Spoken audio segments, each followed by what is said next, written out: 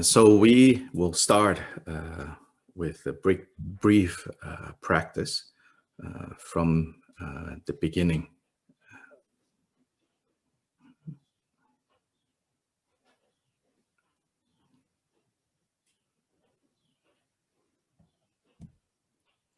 And we will chant the beginning parts in Tibetan.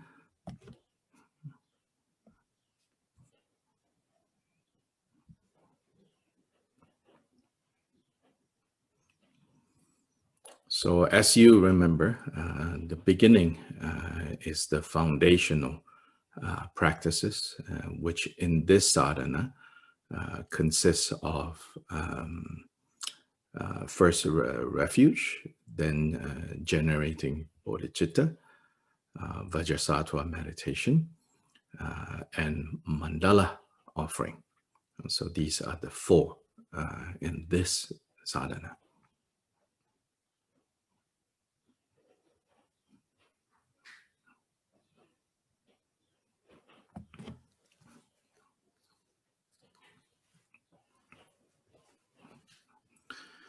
So these four are, you could say they are the extraordinary foundational practices, and they are to be supported by the common foundational practices, which is the four thoughts that turn the mind.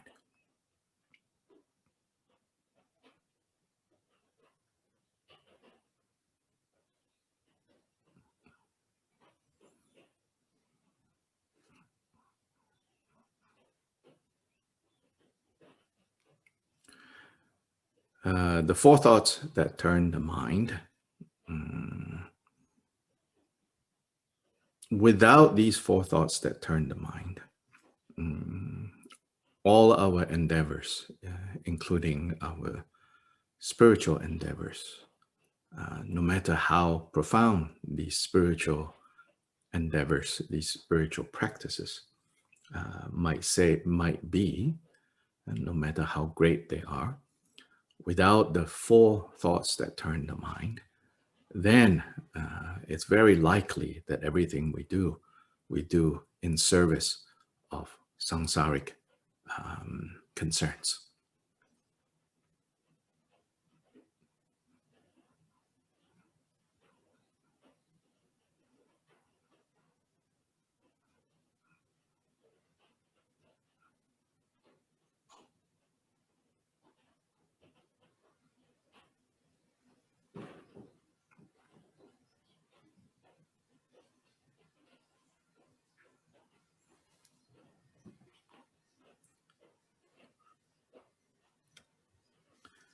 I think this is especially true with the practice of Buddhism in traditional places, such as like in Asia. The Buddha Dharma, it seems primarily is for decorating samsara.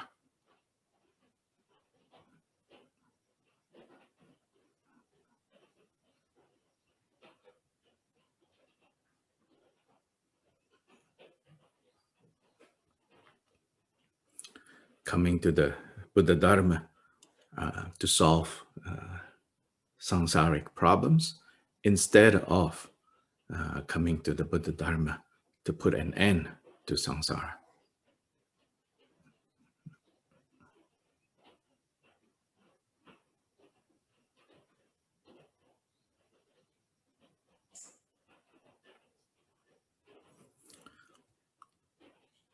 So the four thoughts that turns the mind away from samsara and summarize as the 8 worldly concerns, and turn our attention towards completely overturning, completely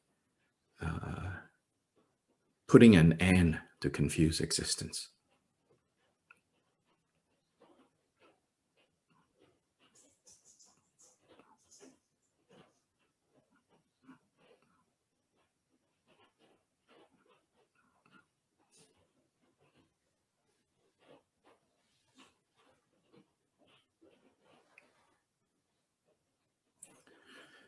In particular, we have to rely on these four thoughts that turn the mind to turn us towards the direction of bodhicitta.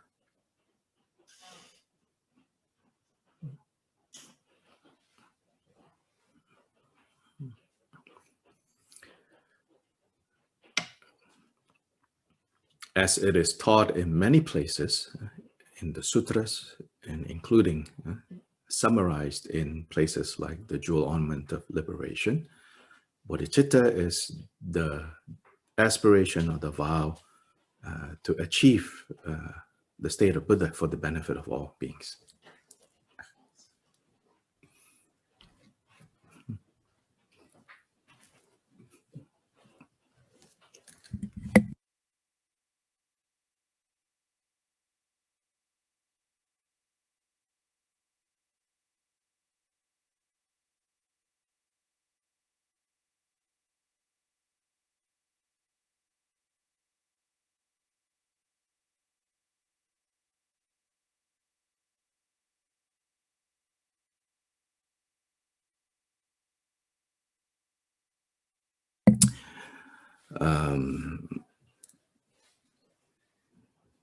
So turning away from the eight worldly concerns, these eight worldly concerns, again, it's never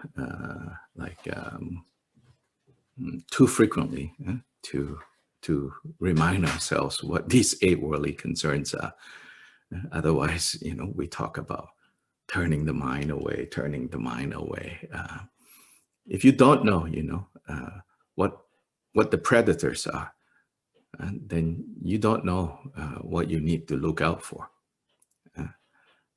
In another class, I gave the example. I said, I have some chickens that I raise in the backyard to collect eggs. And if you don't know what the predators are, then you think you're protecting your chickens from rabbits, from squirrels. Then, you think, oh, I'm doing a good job protecting them from the rabbits and the squirrels. But the rabbits and the squirrels are not the predators. The predators, they are like the foxes and bears and, possum and raccoon, or, creatures like that. So you have to identify clearly, what is it? So in this case, these eight worldly concerns, they consist of two groups. We can say two columns, two groups. One column we like, one column we don't like. So in this, both the things that we like and the things that we don't like, they are part and parcel of these samsaric concerns.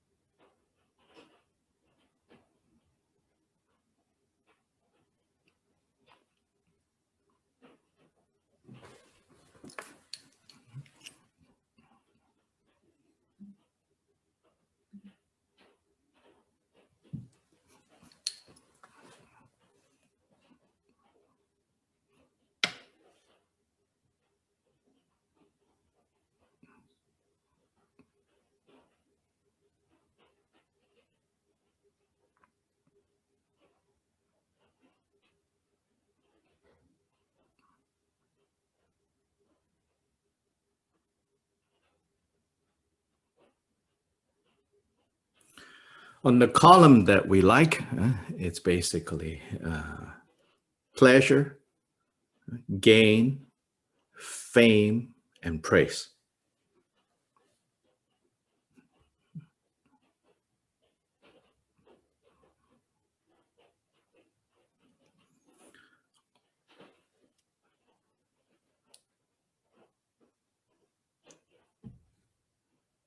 On the column that we don't like, it's pain, loss, defame, and blame.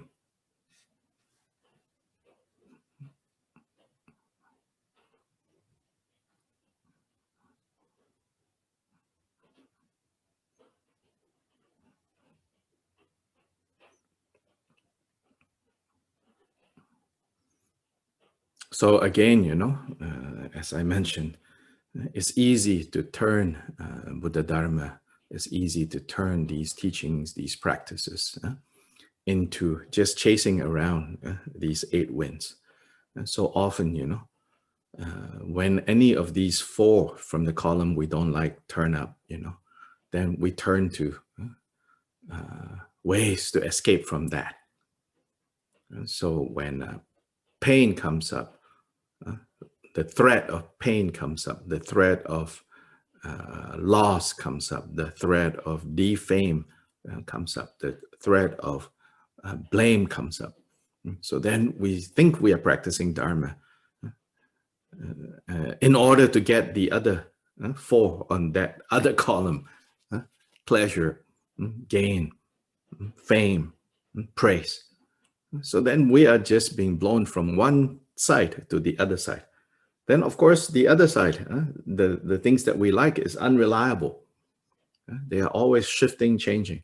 Then it will eventually blow us to this side.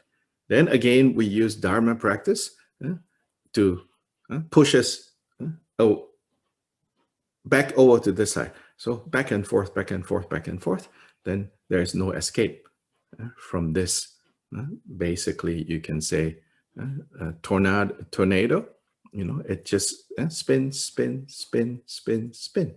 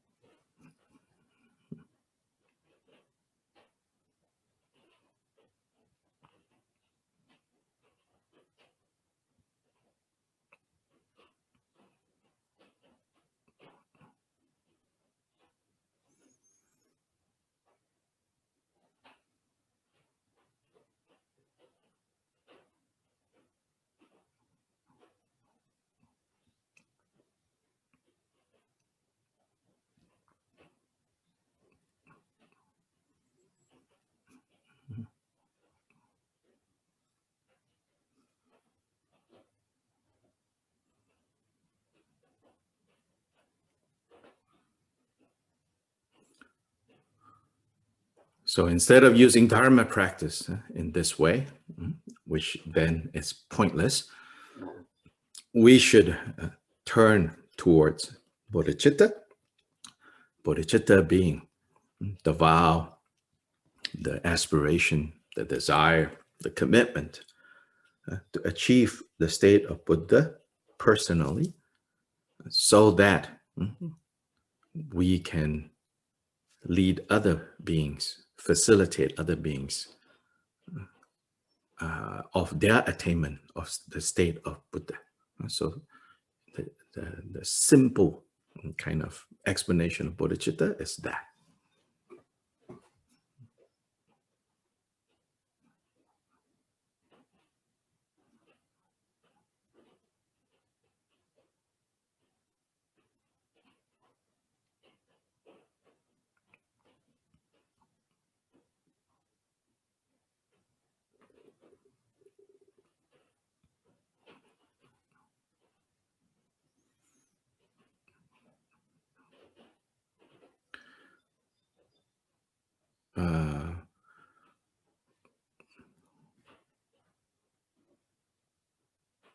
Love and compassion for all sentient beings, they should be the driving force for bodhicitta. But love and compassion alone is not yet bodhicitta.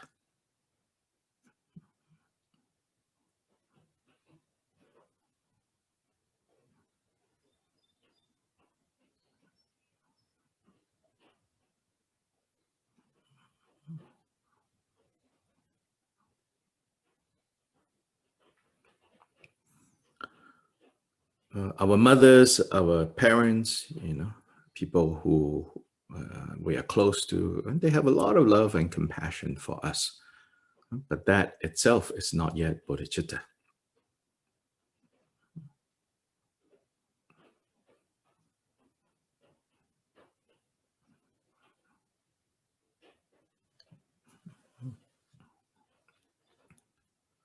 Many of the divine beings in the God realms, especially in the Brahma realms, actually they have tremendous love and compassion for all beings. But that, again, is not yet bodhicitta.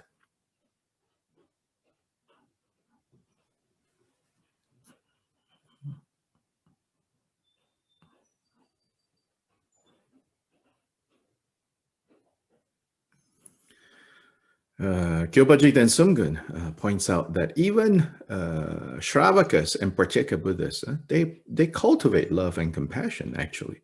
Yeah, so it's a mistake to think they don't have. No, Shravakas and Pratyeka Buddhists, they cultivate love and compassion. But again, love and compassion alone, not yet bodhicitta.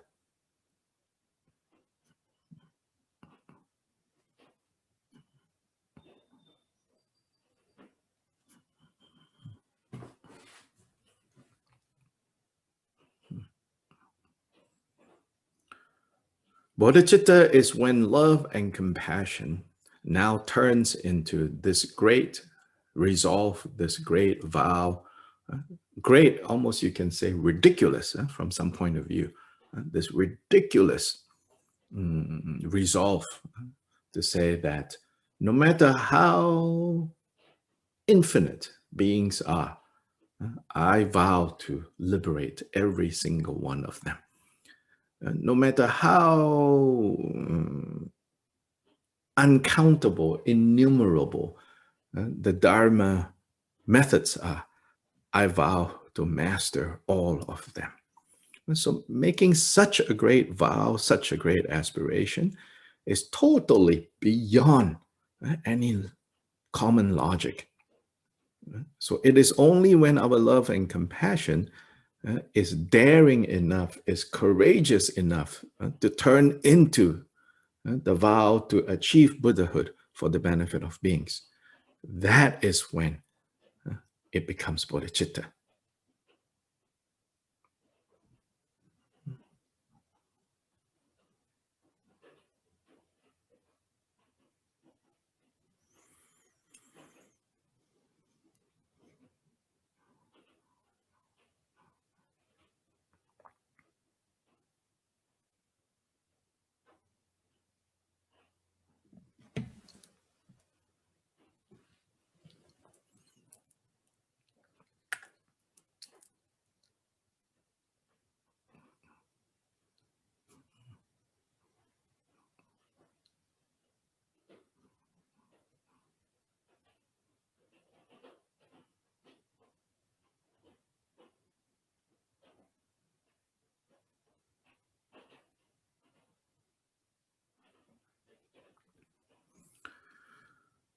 So now let us begin with the uncommon preliminaries, starting on page 1.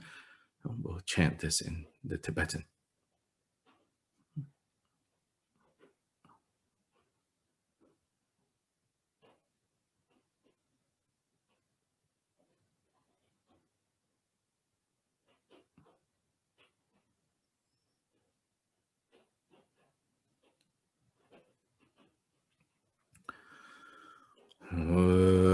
Jidara lume gyamne gunju zum nandar jogu longu dugu zum Tsangwa tsalung tingle changju zeng o yungi dharma dare ma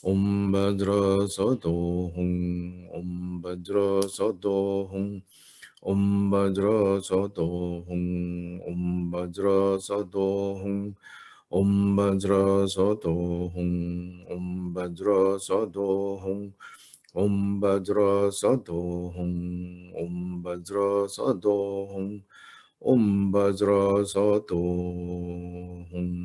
Om Bhadra Sato Hum. Bhadra Sato Hum. Om Bhadra Sato Hum. Bhadra Sato Hum. Bhadra Sato Om Bhadra Sato Hum. Bhadra Sato Hum. Bhadra Sato Om Bhadra Sato Hum. Bhadra Sato Hum. Bhadra Sato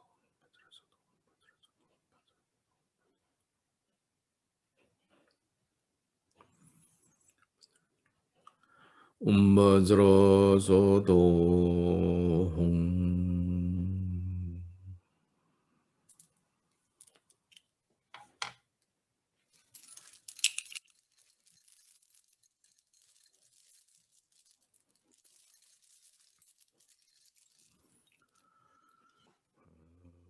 Drum chidar nangwa no ju gedu zo nang tar do je zindru shadra ru sangwa de tong ga ji me jung ro ju yu ni me rang ri zio sar wa lo ye lang le men de bu lo drum chidar nangwa no ju Kedru zo nangdara doje zindrub shadraru sangwa de dong gashi me jung ro ju yu ni me rang re tsel sharwa lo ye lang ne mende di bu lo drum chi dara nang wa no ju kedru zo nangdara doje zindrub shadraru Sangwa de tong ga shi me jung ro ju yu ni me rang ri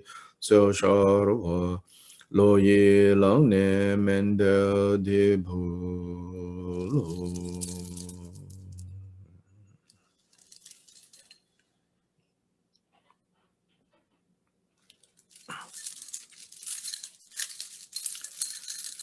So often, Guru Yoga is part of the Ngondro, the extraordinary Ngondro.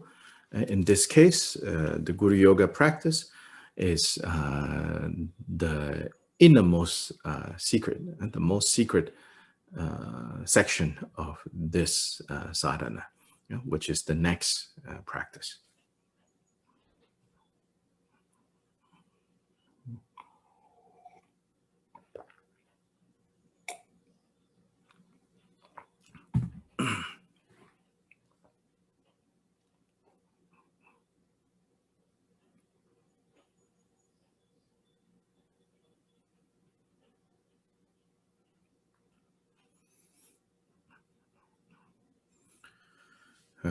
Guru Yoga is a special method in the Vajrayana context with the goal of helping us recognize our own Buddha identity, or you could say our own Buddha nature, our own Buddha identity.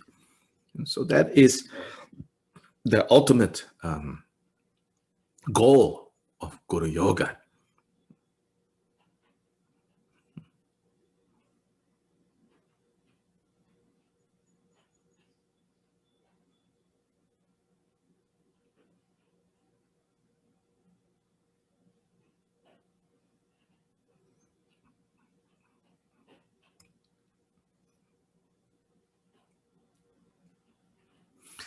When we recognize our own Buddha identity fully, not just intellectually, not just mouth level recognition, but completely and thoroughly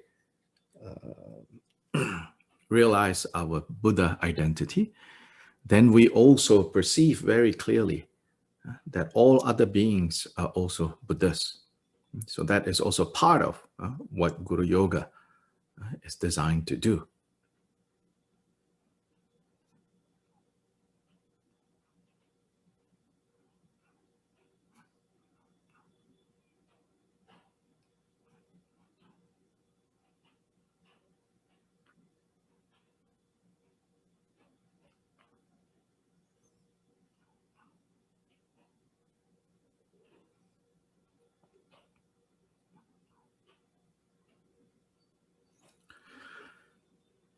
Now, how do we get to this final goal? Then the method. So first, I talked about the goal of Guru Yoga. Then the method of Guru Yoga is to relate to those who guide us, our teachers, as Buddha.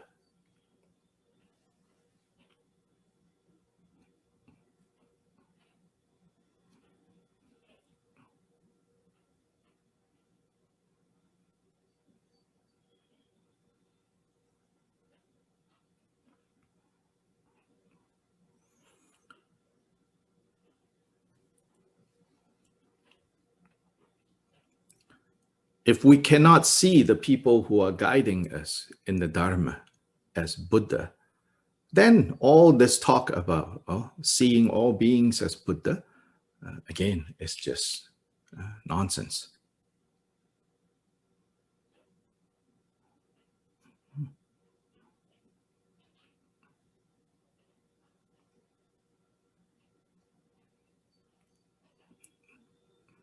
Very big idea, very fancy words, you know.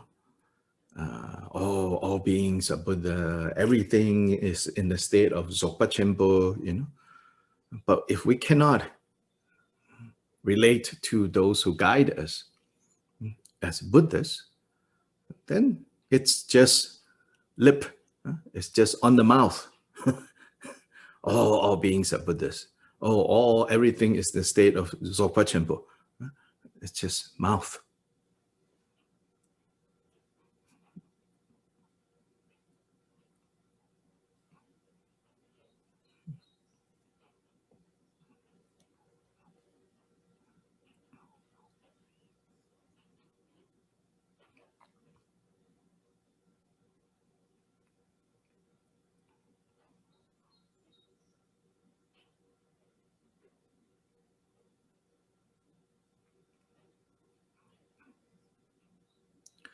Then honestly, on the practical level, you can say, but I can see, you know, like as much as, you know,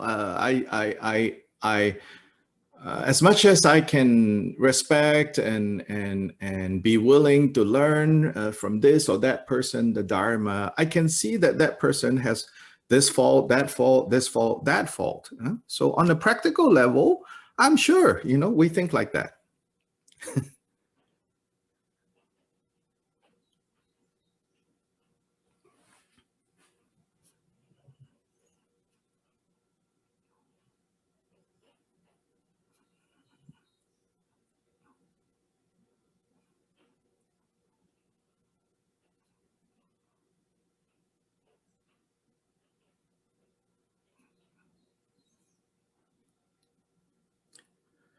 But that is precisely what we need to fix, which is, it's not our business. It doesn't do us personally any good to focus on other people's faults. And then in the context of Guru Yoga, if you spend your time searching for faults in the Guru, it does you no good. And then, of course, it does the Guru no good. So mutually, we are wasting each other's time.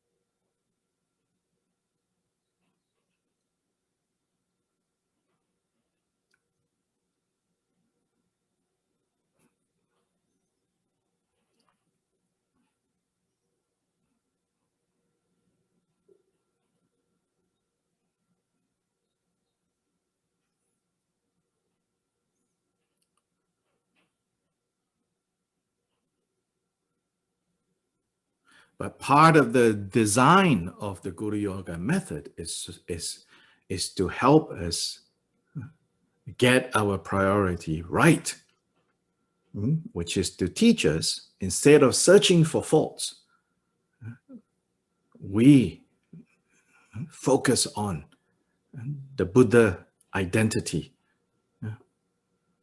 of the Guru. Why are we doing that? Because that also is supposed to teach us not only the Guru, but with all other people we interact with, that we should spend less time searching for their faults, fixating on their faults, but rather on their Buddha identity. And in that way, you know, all the great masters, how is it that they are so patient, they are so compassionate, they are so forgiving, they are undisturbed by people taking advantage of them, people harming them? Sometimes even we standing on the side, you know, feel a little like, you know, why do they tolerate this? It's because they are actually training to see the Buddha identity of all beings, the ultimate nature of all beings. So they are not focused on finding faults.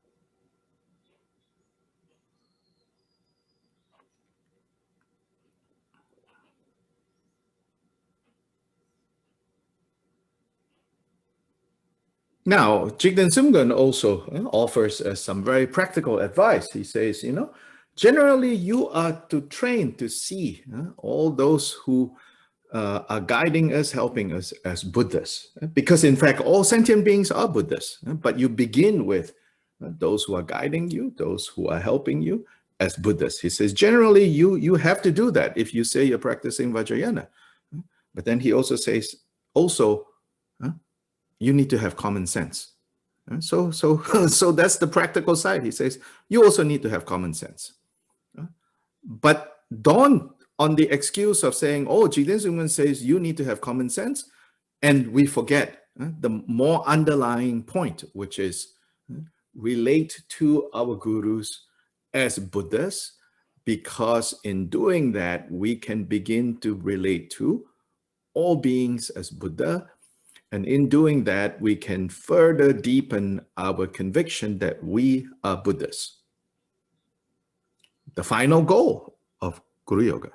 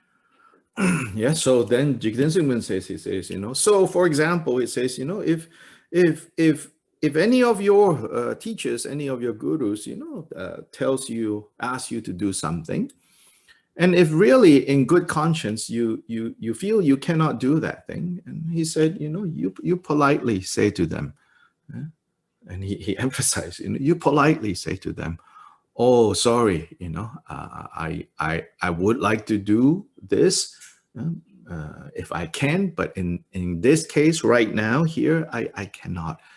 And then he says, say to them, please don't get angry. Please don't get upset. Now I have to go. And he does say that. He said, so this is what he means by common sense. You need to have common sense. You need to be reasonable. So this is not, saying that you jump into everything that they tell you to jump, you jump, Yeah, of course, there's the story of Tilopa telling Naropa to jump, Naropa jump. But we don't have the merit of Naropa yet. When we jump here, like after we land, we'll probably call our personal injury lawyer to sue the guru. Then everything goes down the drain. So here, no, we can politely say. And the point he emphasizes, you can decline to do it, but you do it with respect. And again, that kind of respect you cultivate so that it's not just towards your teachers. Slowly, slowly, it's extended to other people as well. Even to those that you employ,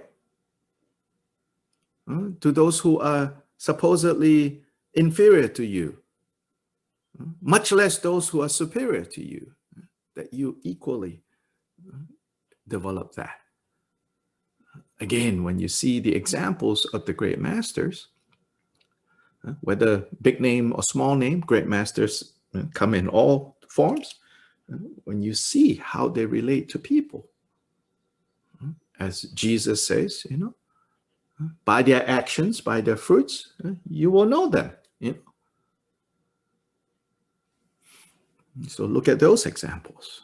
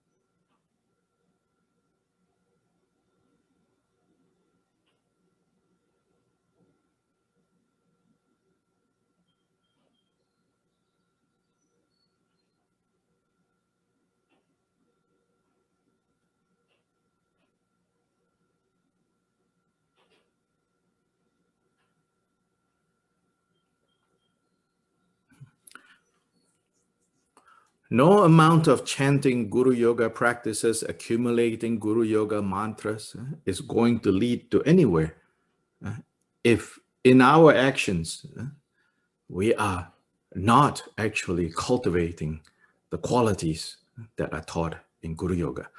So there was one example of like a great master in Tibetan in Tibetan Buddhism.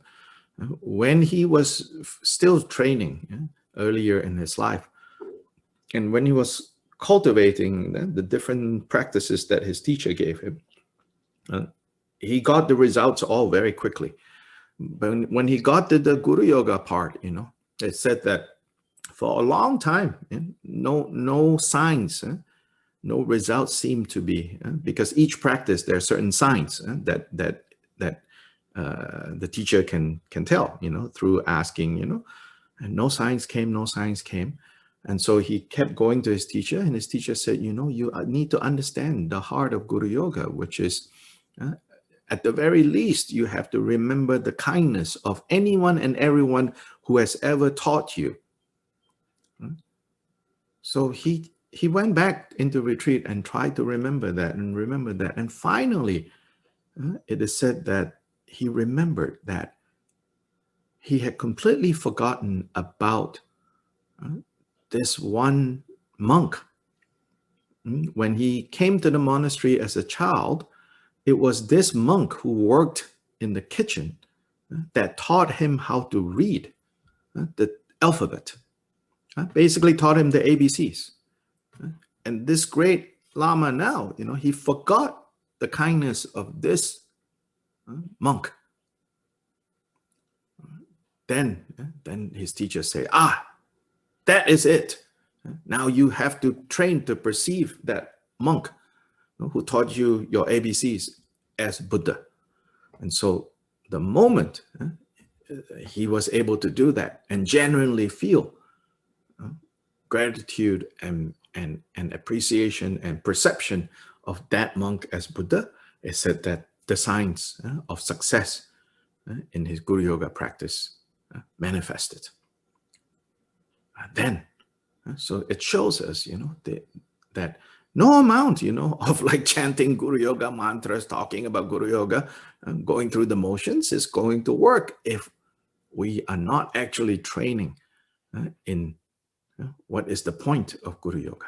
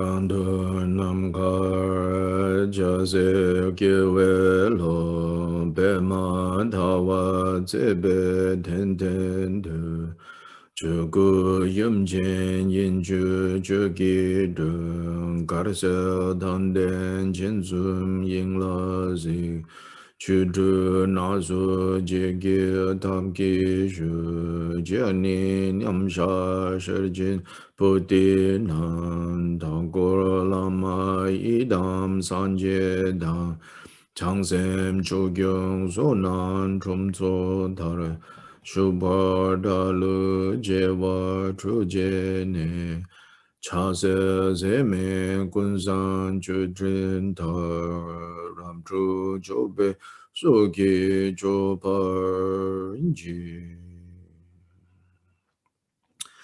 So in the space in front, the Guru appears in the form of Panya Paramita, whose nature is Achi as Guru, the perfection of wisdom, meaning this wisdom mind that manifests as the wisdom teachings. This is our Guru ultimately.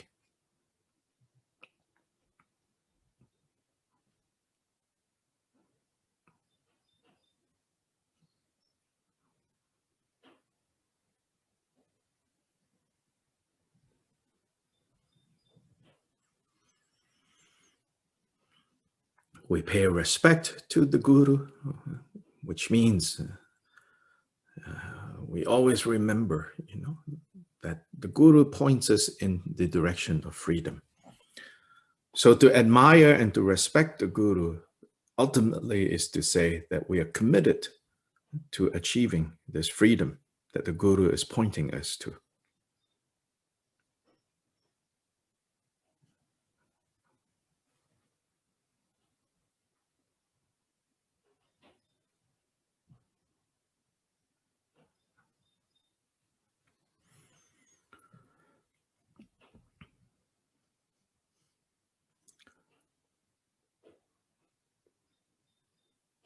Then it says, I make offerings, like that of the offering clouds of Samantabhadra. So meaning like we have to develop the willingness to give everything of body, speech, and mind towards reaching this goal of freedom.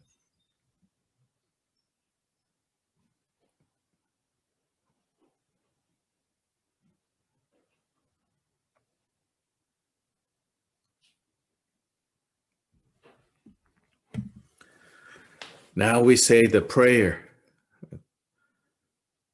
begging, so to say, for the Guru to turn their attention to us.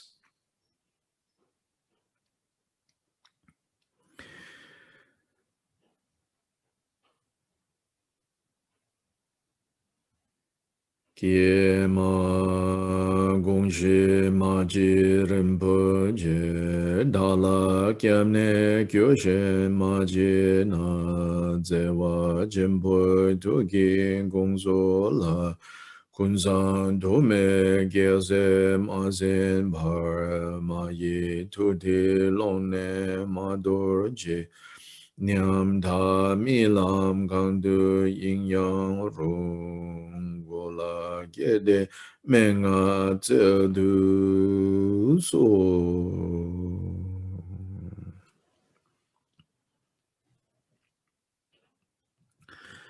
Namo Dharma Tare Mahamudra Siddhi Pala Hung. Namo Dharma Tare Mahamudra Siddhi Pala Hung. Namo Dharma Tare Mahamudra Siddhi Pala Hung. Namo Dharma Tare Mahamudra Siddhi Pala Hung.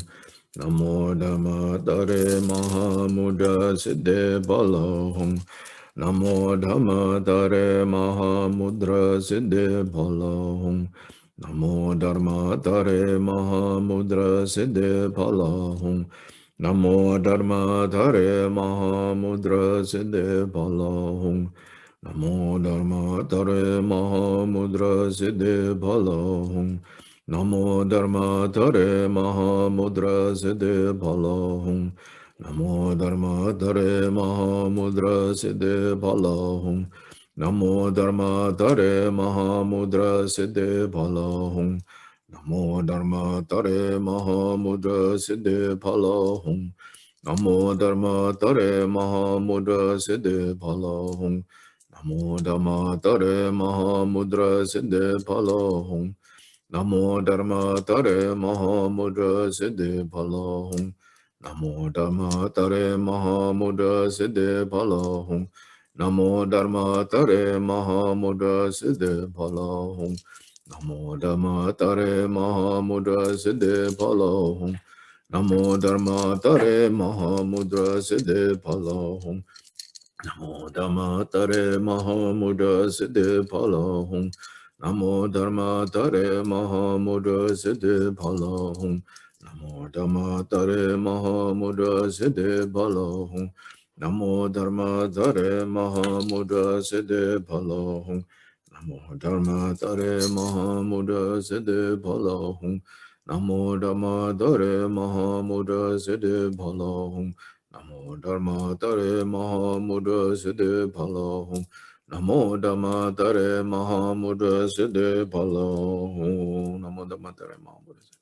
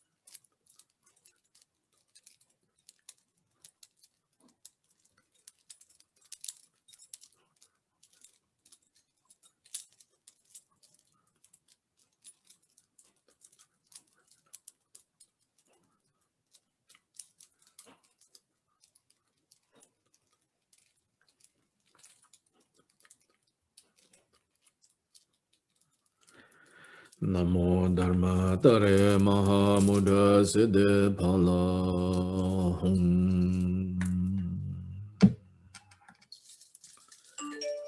Now we receive empowerment from the Guru.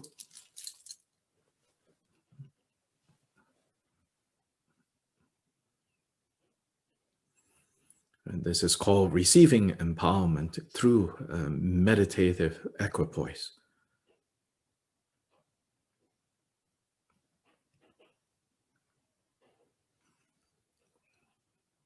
So what that means is that the mind has to be stable in order to truly receive empowerment from the Guru.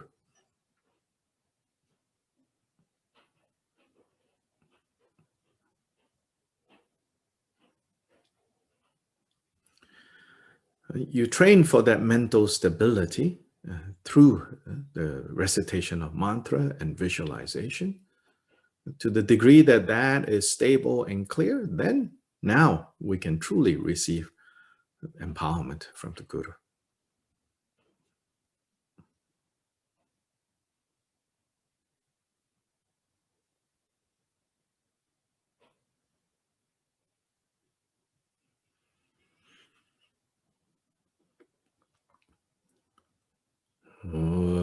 Soba tabe maji guzum le ozi rode rangi nezum dim guzun dim da guzum sabun chun.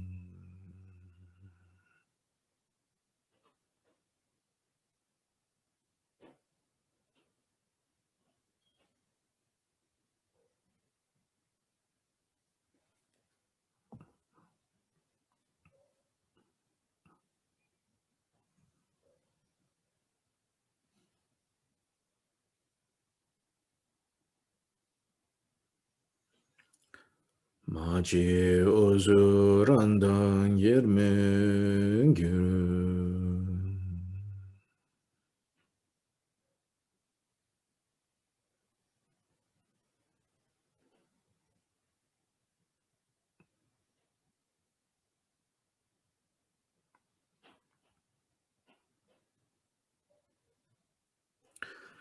Then the brief dedication prayer next.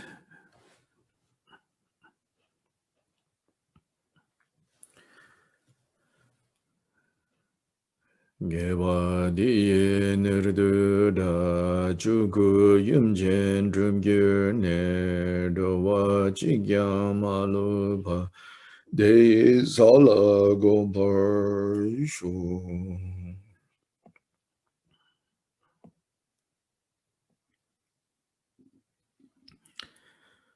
So now, in order, today we're actually going to look at the secret sadhana of practicing Achi as Dakini.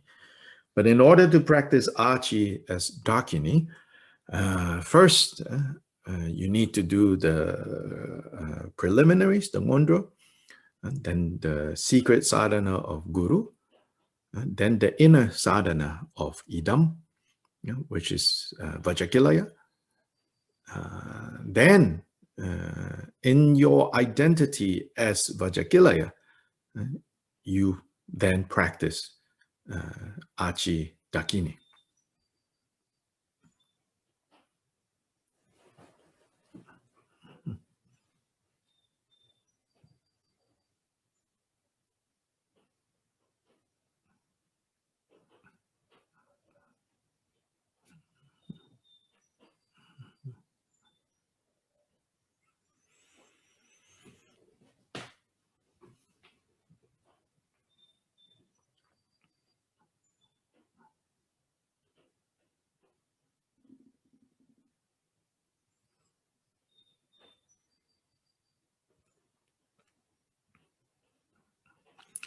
The actual inner sadhana of Achi as Idam is actually very brief, in fact.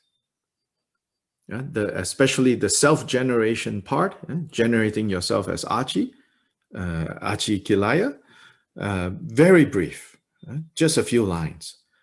But the activity section of that is long, or longer.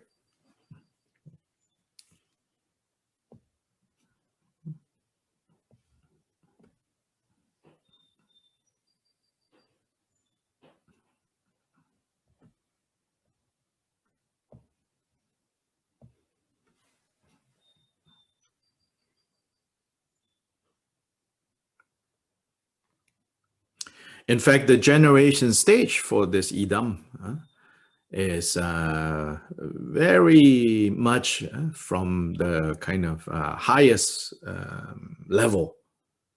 It doesn't even describe in details what this deity looks like. So it's just giving some kind of instructions on recognizing all forms as deity, all sounds as mantra, and all thoughts and emotions as the wisdom mind.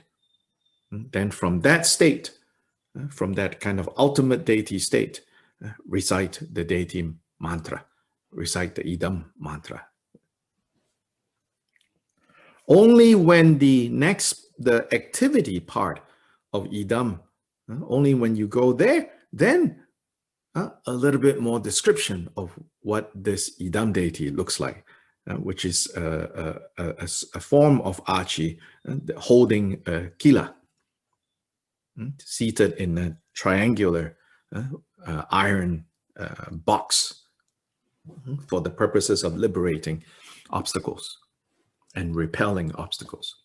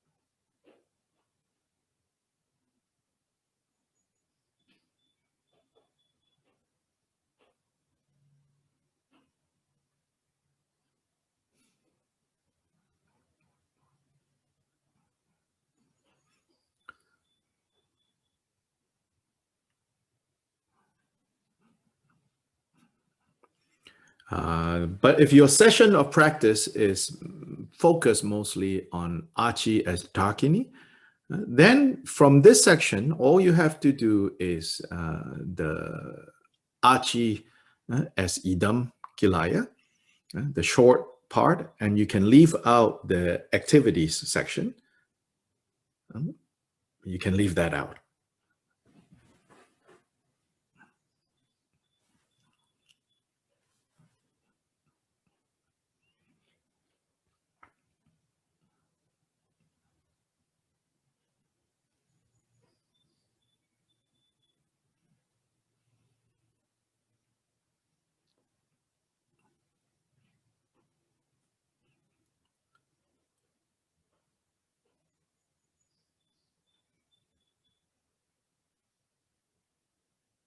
So now, from the start of the inner sadhana of the idam,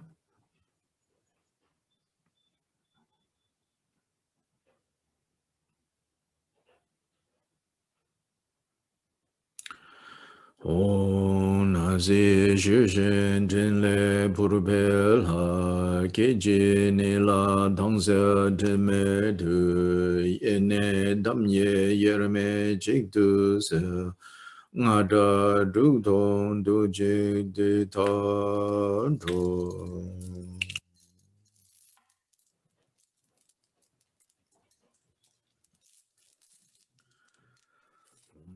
Bhadra Gile Gilaya Sarva Big Nembang Hong Pe Om Bhadra Gile Gilaya Sarva Big Nembang Hong Pe Om Bhadra Gile Gilaya Sarva Big Nembang Hong Pe Om Bhadra Gile Gilaya Sarva Big Nembang Hong Pe Om Bhadra Gile Gilaya Sarva Big Nembang Hong Pe Om Bhadra Gile Gilaya Sarva Big Nembang Hong Pe Om Bhadra Gile Gilaya Sarva Big Nembang Hong Pe Om Bhadra Gile Gilaya Sarva Big Hong Pe Om Bhadra Gile Gilaya Sarva Big Nembang Hong Pe Om Bhadra Gile Gilaya Sarva Big Nembang Hong Pe Om Bhadra Gile Gilaya Sarva Big Nembang Hong Pe Om Bhadra Gile Gilaya Sarva Big Nembang Hong Pe Om Bhadra Gile Gilaya Sarva Big Nembang Hong Pe Om Bhadra Gile Gilaya Sarva Big Nembang Hong Pe Om Bhadra Gile Gilaya Sarva Big Nembang Hong Pe Om Bhadra Gile Gilaya Sarva Big Nembang Hong Pe Om Bhadra Gile Gilaya Sarva Big Nembang Hong Pe Om Bhadra Gile Gilaya Sarva Big Nembang Hong Pe Om Bhadra Gile Gilaya Sarva Big Nembang Hong Pe Om Bhadra Gile Gilaya Sarva Big Nembang Hong Pe Om Bhadra Gile Gilaya Sarva Big Nembang Hong Pe Om Bhadra Gile Gilaya Sarva Big Nembang Hong Pe Om Bhadra Gile Gilaya Sarva Big Nembang Hong Pe Om Bhadra Gile Gilaya Sarva Big Nembang Hong Pe Om Bhadra Gile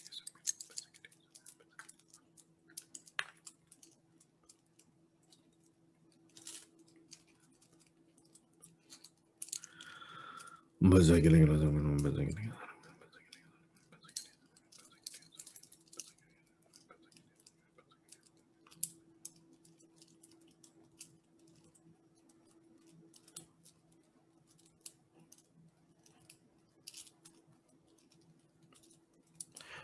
Bhadra Gile Gilaya Sarva Big Nembang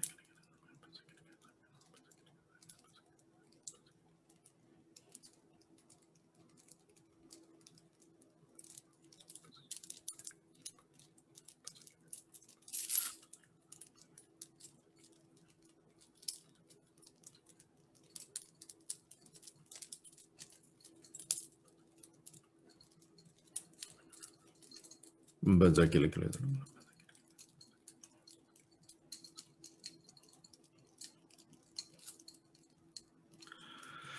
Om Bhadra Gile Gilaya Sarva Big Nembang Hong Pe Om Bhadra Gile Gilaya Sarva Big Nembang Hong Pe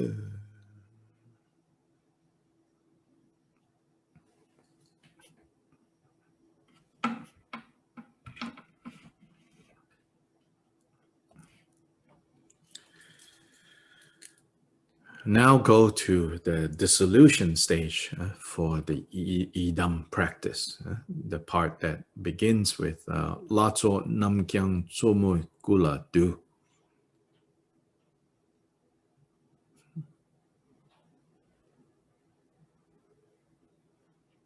This is after all the activities.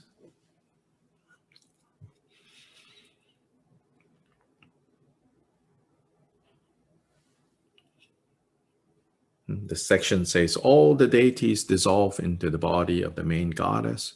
She dissolves into Hong syllable at her heart.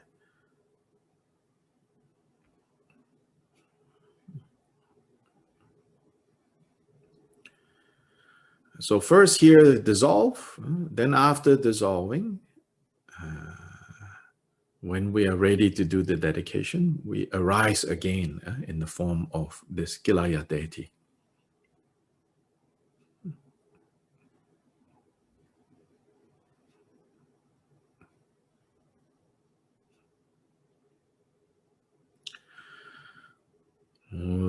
Lozo namgyan zomo gola du zomo duge hongye la timne shamkyu kuba goda tingle ne nada tawa mime yingsu ye la yang kilaya ye guru guru.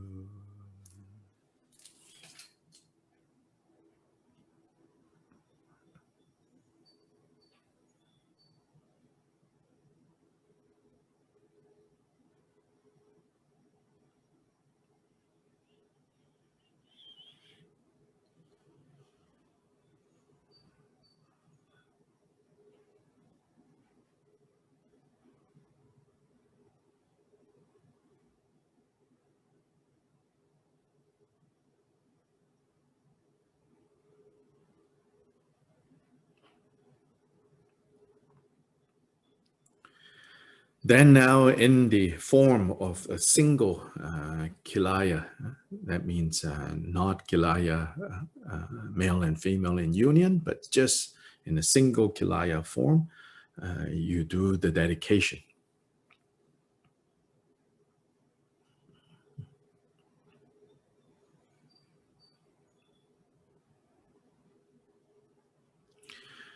Gewa diye nerdu da idam la so drugyu ne drowa jigyang malu pa deye sala go par sho.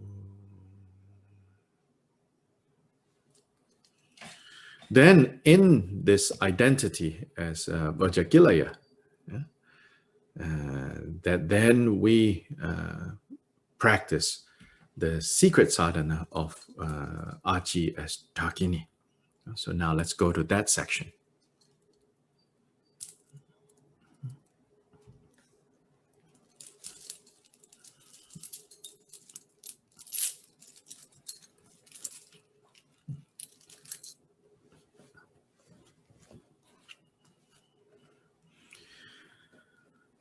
So in that section, so first of all, Dakini, right? Dakini. Let me say a few words about this Dakini. In ancient India, Dakinis are a class of spirit beings, generally speaking. Dakinis are a class of spirit beings, and often their status, you could say, is very similar to how in the West people think of witches. So that means, you know, some people think they are good, some people think they are not. Some are dangerous, some are helpful. So is this indeterminate? Yeah? So they're sometimes called like Dakinis who feed on human beings. Yeah? So they are harmful Dakinis. Then there can also be helpful Dakinis. So in general, first, we need to understand that the Dakinis as a type of spirit beings They could be benevolent, they could be malevolent.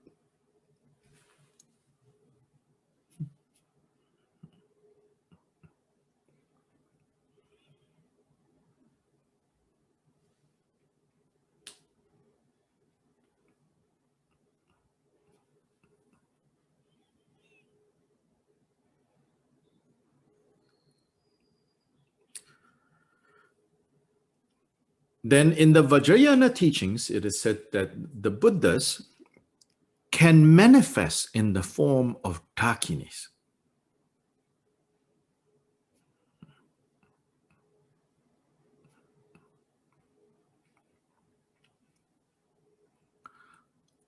And another way of putting it, you can also say said that among this class of spirit beings known as Dakinis, there are those who have actualized the Buddha state.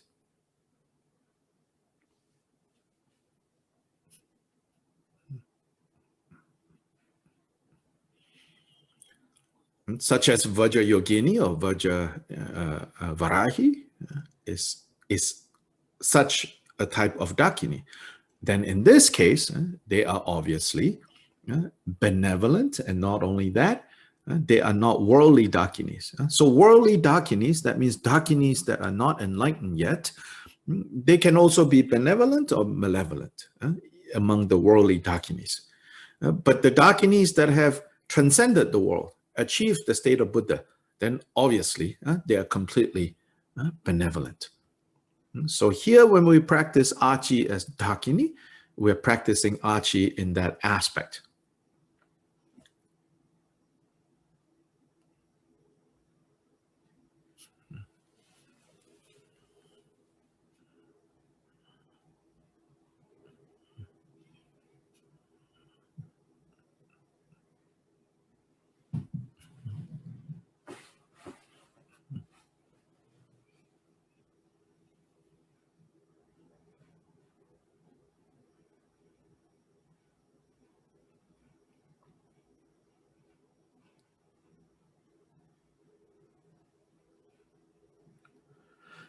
Then in the biography of the Mahasiddhas of ancient India, all these great Vajrayana masters, often in their biographies, in their lives, these wisdom Dakinis, these enlightened Dakinis would appear mysteriously in their lives, and often they help them, these Mahasiddhas, break through.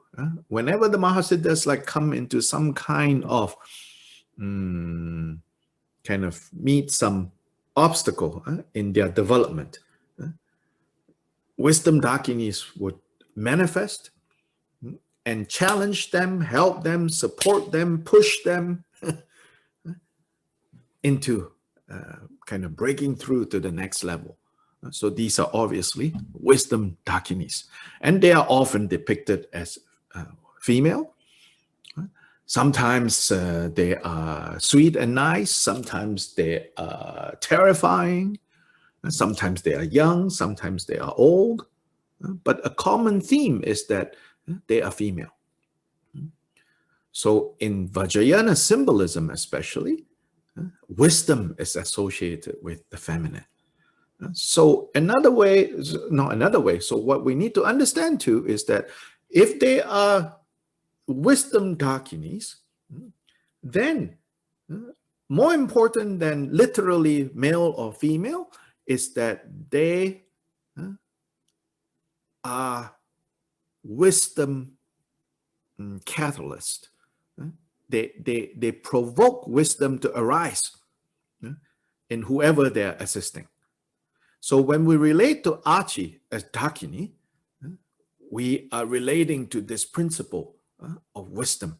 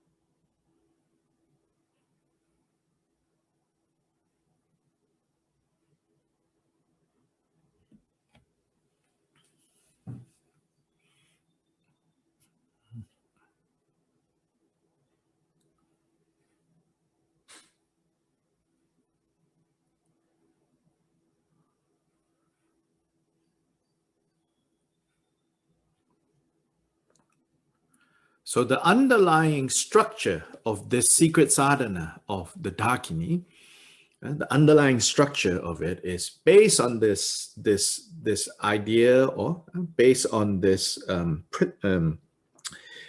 organizing principle, that the practitioner is in the form of Vajakkilaya, single form of Vajakkilaya, so male and single form, okay? Then you invite Achi as the Dakini into having a connection with you, being in front of you. And relating to Achi as, say the words here, it will say, you know, be my companion. So it does have a sense of like, you know, sort of like if we put it in worldly terms, it says, be my girlfriend. It's saying that, but not in the samsaric way of girlfriend. Here, ultimately, is saying the girlfriend, you know, that you guys need is wisdom. Because we don't have wisdom, we think we are lacking something. We think that we need something. We need someone. We hope to find happiness somewhere else. We hope to find satisfaction somewhere else, someone else. But here is to say, Achi, you are the ultimate Dakini. You are the ultimate girlfriend. You are the ultimate wisdom. Be my constant companion. Stay close with me. So then overall, this sadhana, it emphasizes how once you have her, you know, you don't need anybody else. And in fact, you can experience joy. You can experience. So that joy there, in some ways, it's hinting at how in a samsaric way, once you have a partner, you know, a romantic partner, you feel joy, you feel happiness, you're content, you know. You are enjoying yourself, you feel loved. Here it is saying, you know, that what we are all looking for really is not quite the boyfriend, the girlfriend, and multiple friends, you know, for some, but rather that what in fact we are truly looking for is this primordial wisdom. So now Achi, this primordial wisdom takes on the form of Achi Dakini.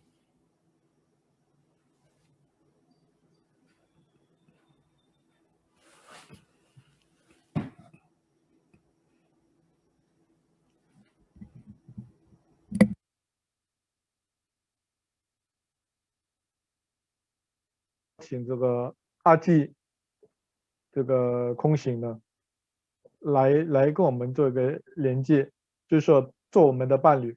而这个伴侣虽然在字面上呢，就是说就好像说，就是说在世俗就好像作为我们的这个女朋友，不过却不像世俗的对不起不像世俗的成为我们女朋友这种的概念，而是在最终的就是成为说因为阿基佛摩就是代表着这个智慧。所以，因为一般呢，我们都认为说，我们需要某一个人呢是在某一个地方呢，需要某一个灵魂伴侣，才能够得到这个最终的这个快乐。但是呢，我们这个了知道呢，我们最终呢需要的呢是这个智慧呢，来让我们能够这个体验。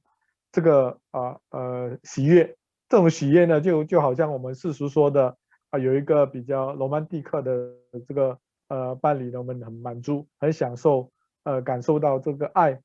但是有一些需要一个是许多个的这个伴侣。但是真正这里指的这个智慧呢，就是我们得到了这喜悦呢，从这个本初智慧。就以阿基佛母的形象呢来去显现，就是说能够让我们的心中呢能够拥有，而是这个常跟这个我们的本初智慧呢所结合。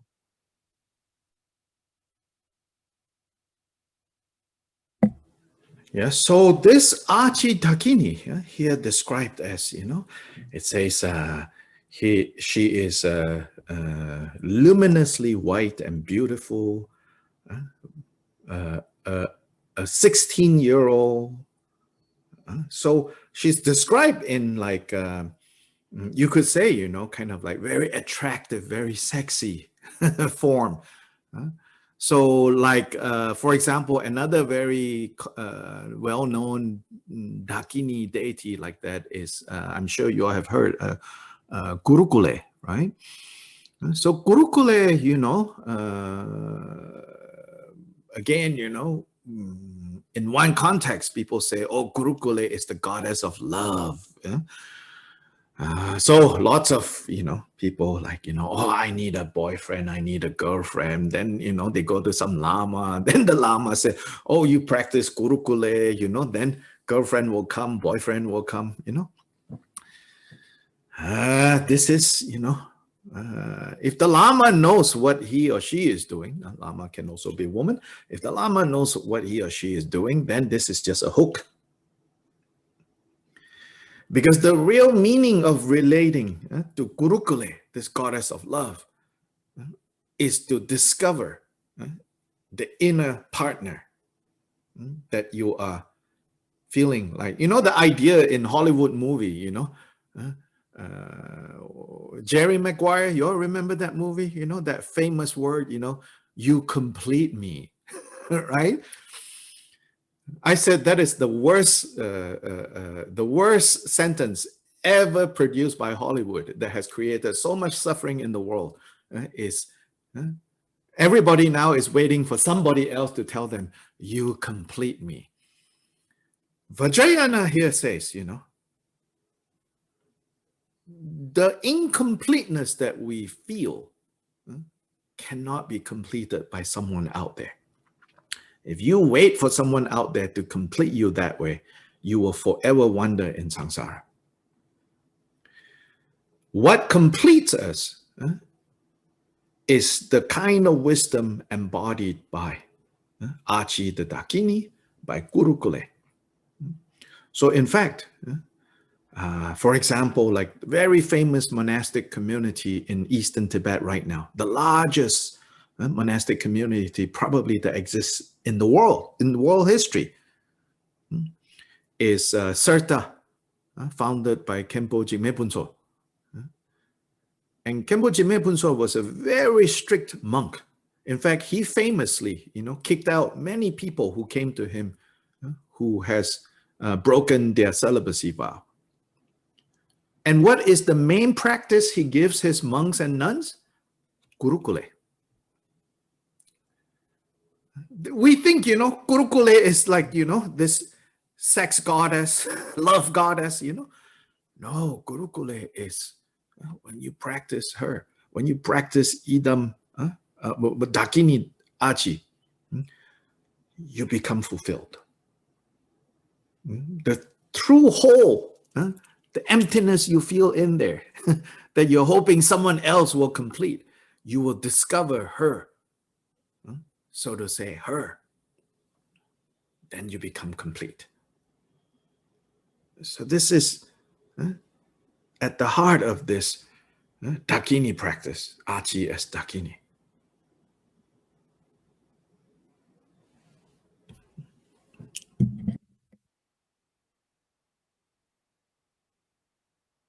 皮肤很白呢，很美丽，就以16岁的形象，而是我们讲说是非常吸引人，但是也非常性感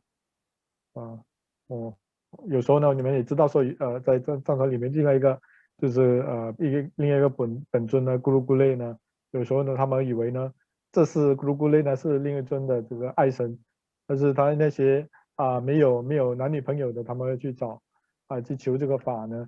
那喇嘛呢说，哦，你修这个咕噜咕类呢，你就会得到男朋友，这女朋友。而事实上呢，这只是一个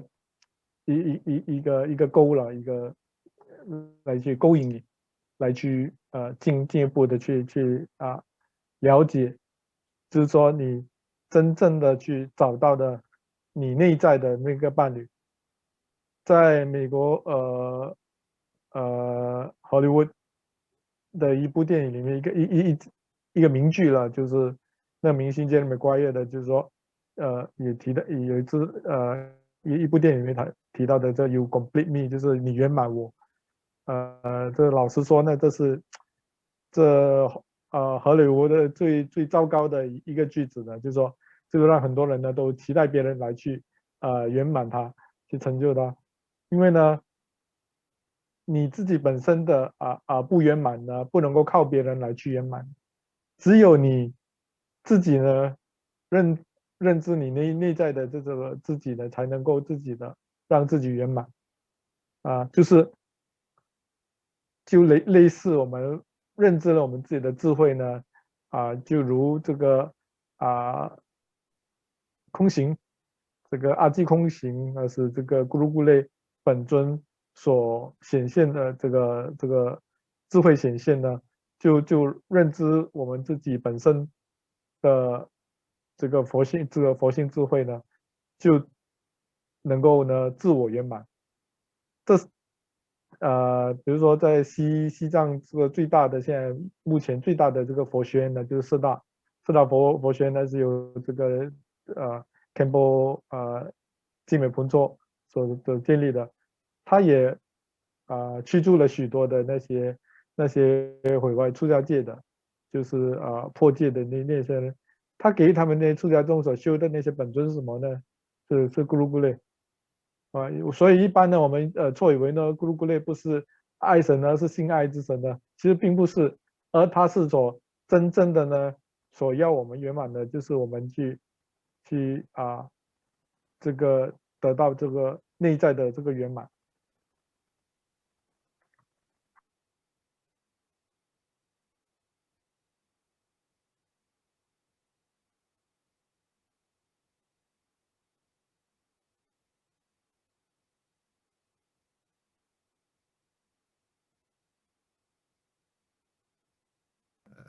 Oh, yeah. So especially, if we know how to practice Dakini, if we're relating to Dakini practice in the right way, then especially those of us, who have taken vows of celibacy, or even you have not taken vows as a Dharma practitioner, you're supposed to learn how to not just, do whatever you want, but to have control over your own desires, your own things that come up, If you practice Dakini well, then you will be able to practice restraint, contentment, and not just that, not just like suppressing your desires, but your desires are transformed into wisdom.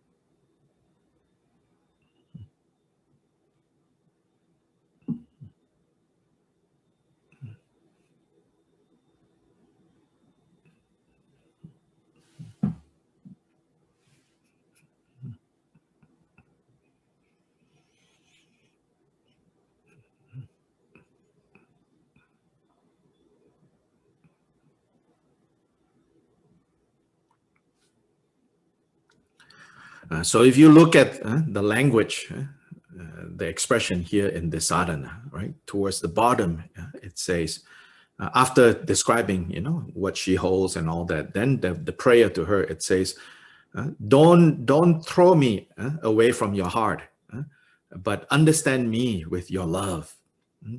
And then it very explicitly here says, I am without a female companion, right? But if you think of this in samsaric terms, then gone, right? But it's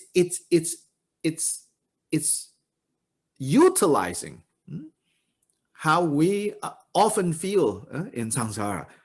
And it says, I'm without a female companion. Of course, the sadhana was written for men as the primary audience.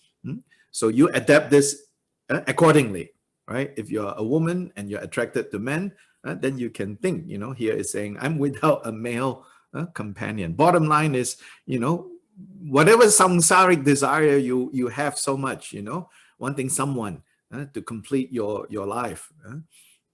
I'm without a female companion. Then here it says sweet love, So this is like talk between lovers, really. So people who don't understand Vajrayana will be very like scandalized and say, oh, how come Buddhist things talk like that? But this is a special characteristic of Vajrayana, which is it says, we accept you however you are, but we have great methods to turn you, to change you. So here, sweet love, Chokidroma, day and night throughout the 6 times, please be my companion, right? So this is often how we feel about wanting a life partner, wanting someone to complete us. Like, oh, don't ever leave me, stay with me. So it's using all this language here.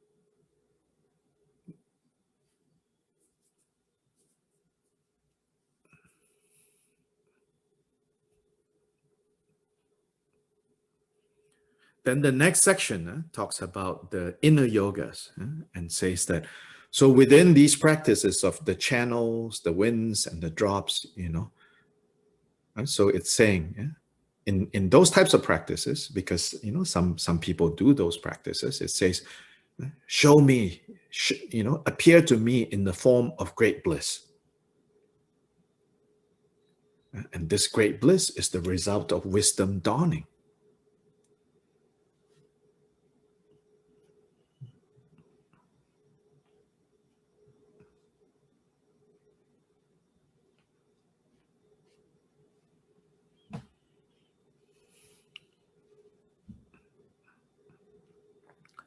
Then finally, this prayer in this section, it says, and then at the time of death, when that time comes, don't abandon me.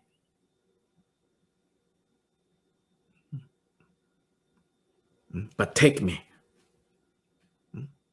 With your own hands, take me. Show me the path to the realm of great bliss.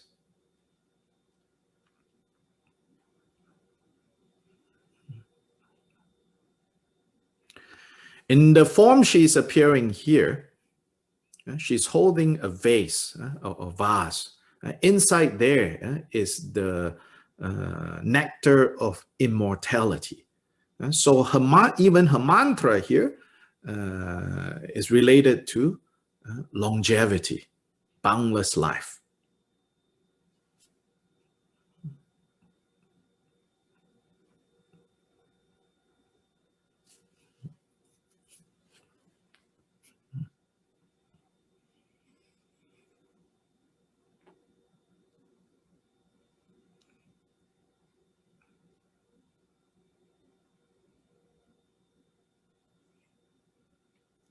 This is also a hidden message here, which is when we don't let our life energy flow out,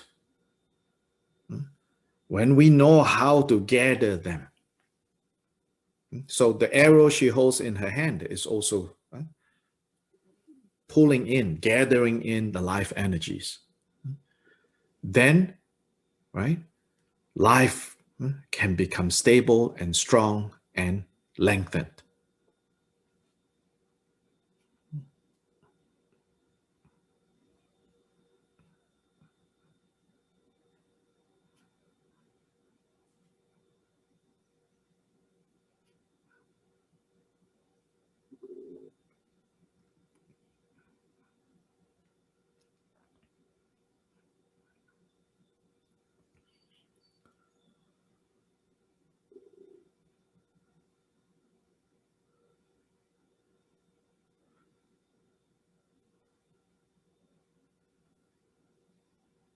How do we waste or lose life energy?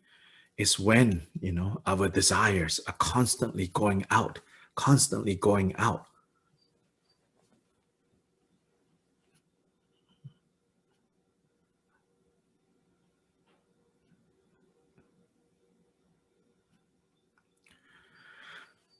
Our desires constantly go out because no matter what we do, we cannot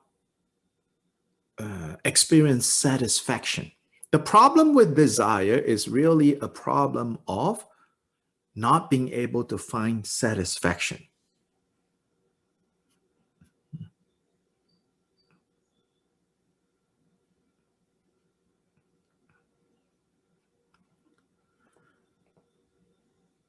So we become addicted to food, we become addicted to sex, we become addicted to emotions, we become addicted to fame, we become addicted to power.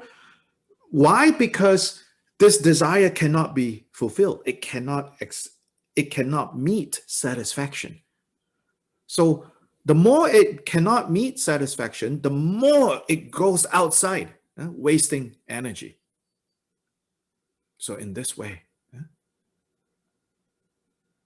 suffering arises, life gets cut.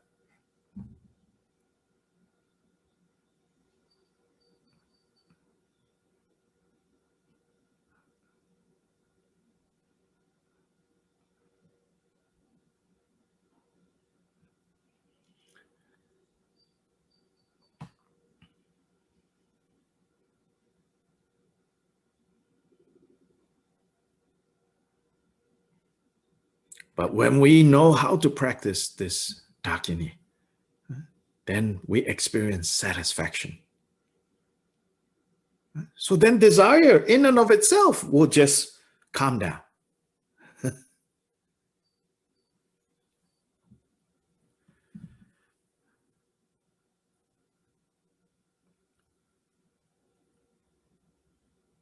Right now, the way we try to treat the problem of thirst, which is used often in Buddhist texts as a metaphor for desire, for grasping.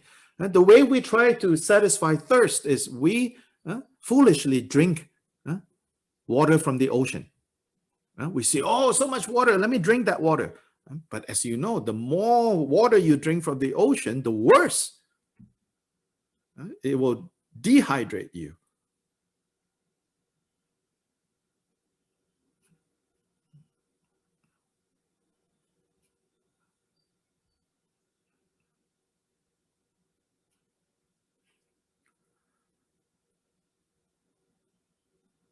So then we become, you know,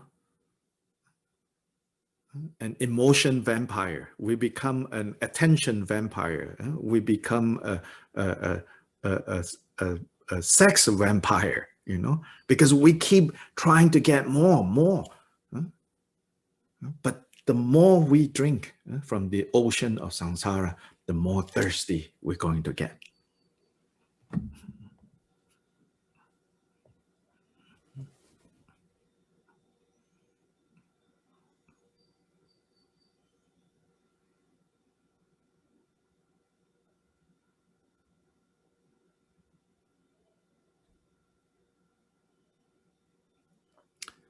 So this essence of life that she holds, you know, and we are in front of her, that means she will give that to us, you know, if we relate to her as passionately as loyally as we do, with our worldly partners, our worldly objects of our desire.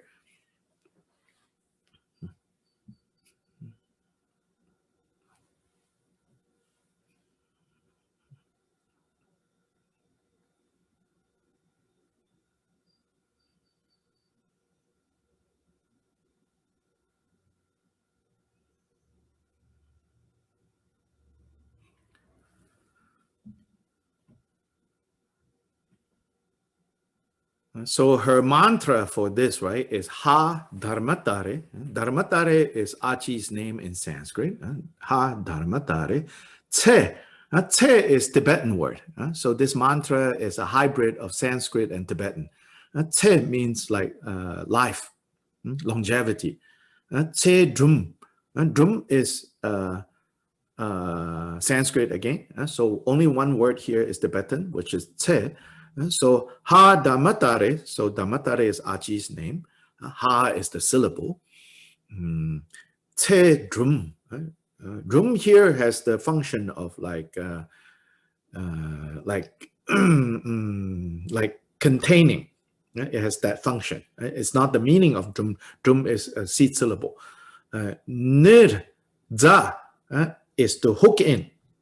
To hook in this city, this accomplishment of longevity.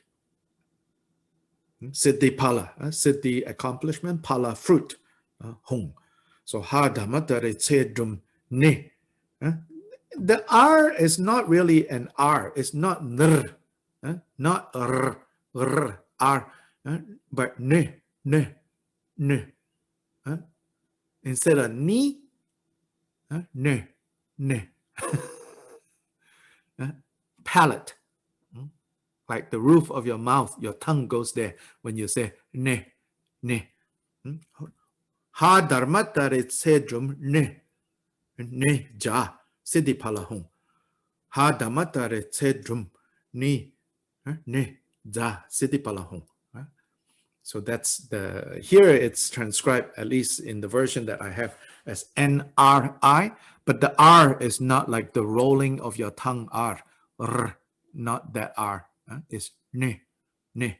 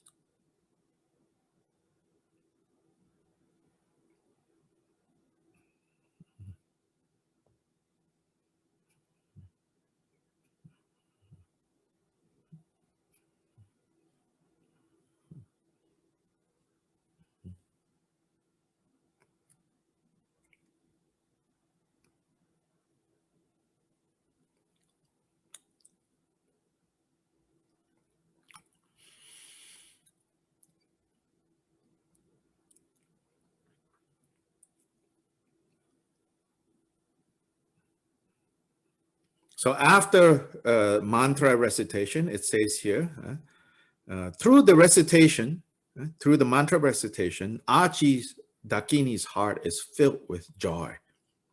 She's very pleased, particularly pleased with you. Then she is moved by the bliss of passion. So here again, using the word passion in the way that ordinary people talk about passionate love. Now, Achi the Dakini, her passion, but her passion is coming from wisdom. Then rays of light come from her heart and dissolve into your heart. Right? And it says here, the language here, it says you're completely filled with rays of red light, even to the very tips of your hair, your fingers, your toes. So this red light, it has this kind of indirect reference to Like all your desires are fulfilled. Yeah? You're no longer chasing for satisfaction outside.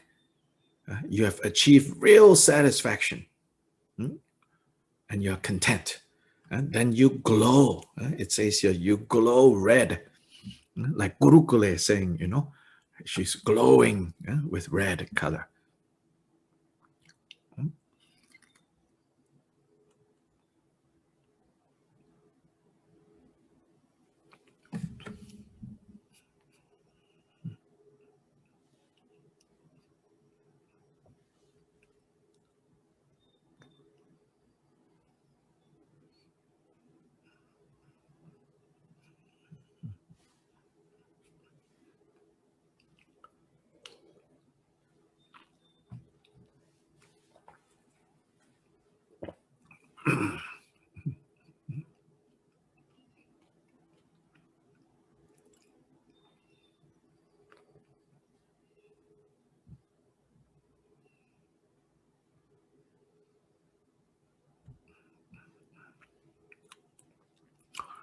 So here again, on the surface, right, it sounds like this is a long life practice.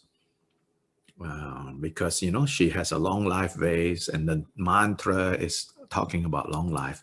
But actually, it's talking about the ultimate way of purifying desire and attachment.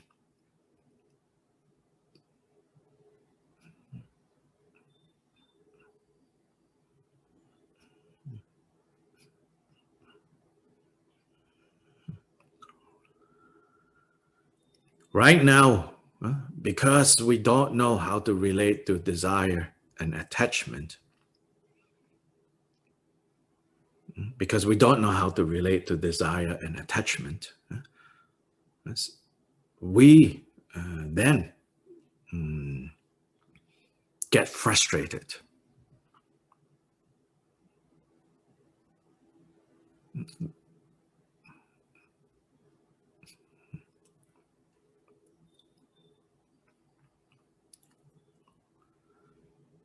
Then some of us, when we have been frustrated too many times, then we try the approach of suppressing our desire and lust, and lust for power, lust for recognition, whatever lust, physical lust, emotional lust, because it have been frustrated so much. So then we think, oh, maybe the approach is to suppress it. That also don't work. Will not work.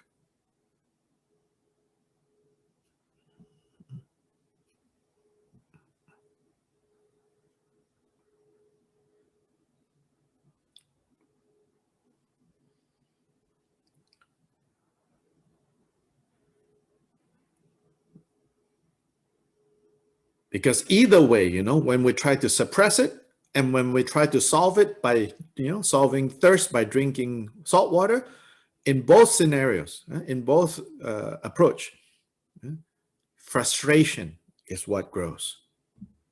Satisfaction is never achieved.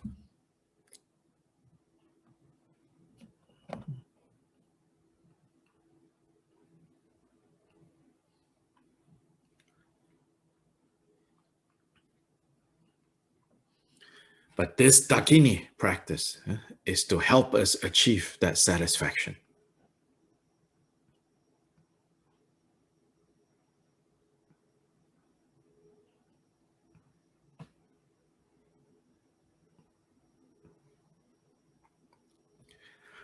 Yeah, so today we don't have time to actually do a session of this practice, but the next time we meet, we will do this. Yeah? So we already passed our time, but we have a few minutes in case you have, some question that, might be helpful to ask for your sake, for other people's sake.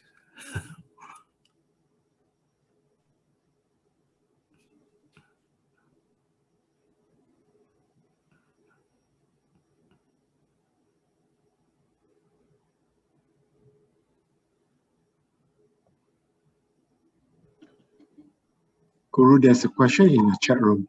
Okay, go ahead.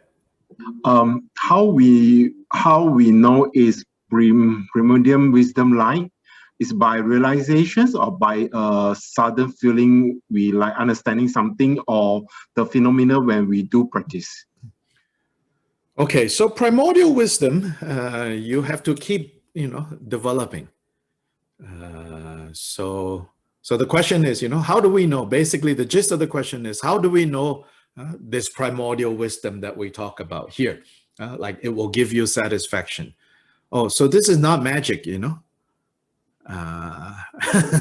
this we still need to cultivate this primordial wisdom. So wisdom, as Buddha taught in many other places, is cultivated through listening or studying, which is what we're doing here. Then reflecting, analyzing, contemplating. Then applied into situations. From these three, wisdom can grow and develop. So we have to do that kind of work. It's not just, oh, pray, pray, pray. If you can pray your way to enlightenment, then many of you will be enlightened by this point.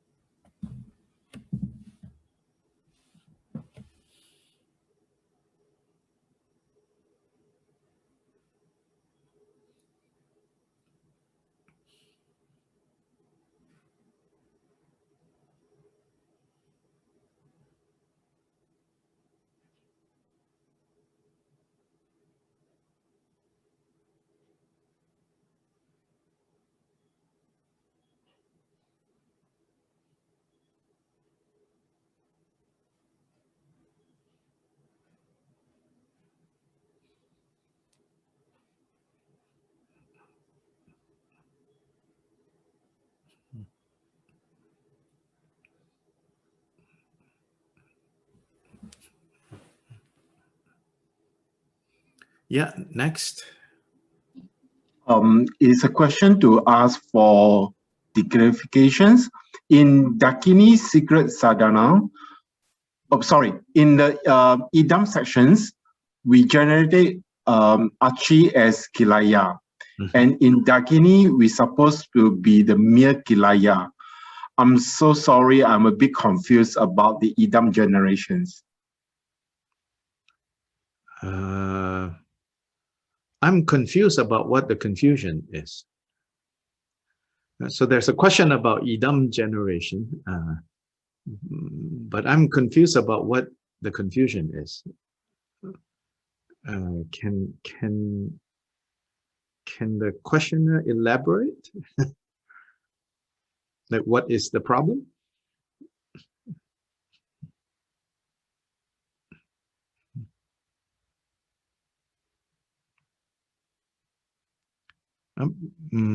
If not, I will just briefly go over.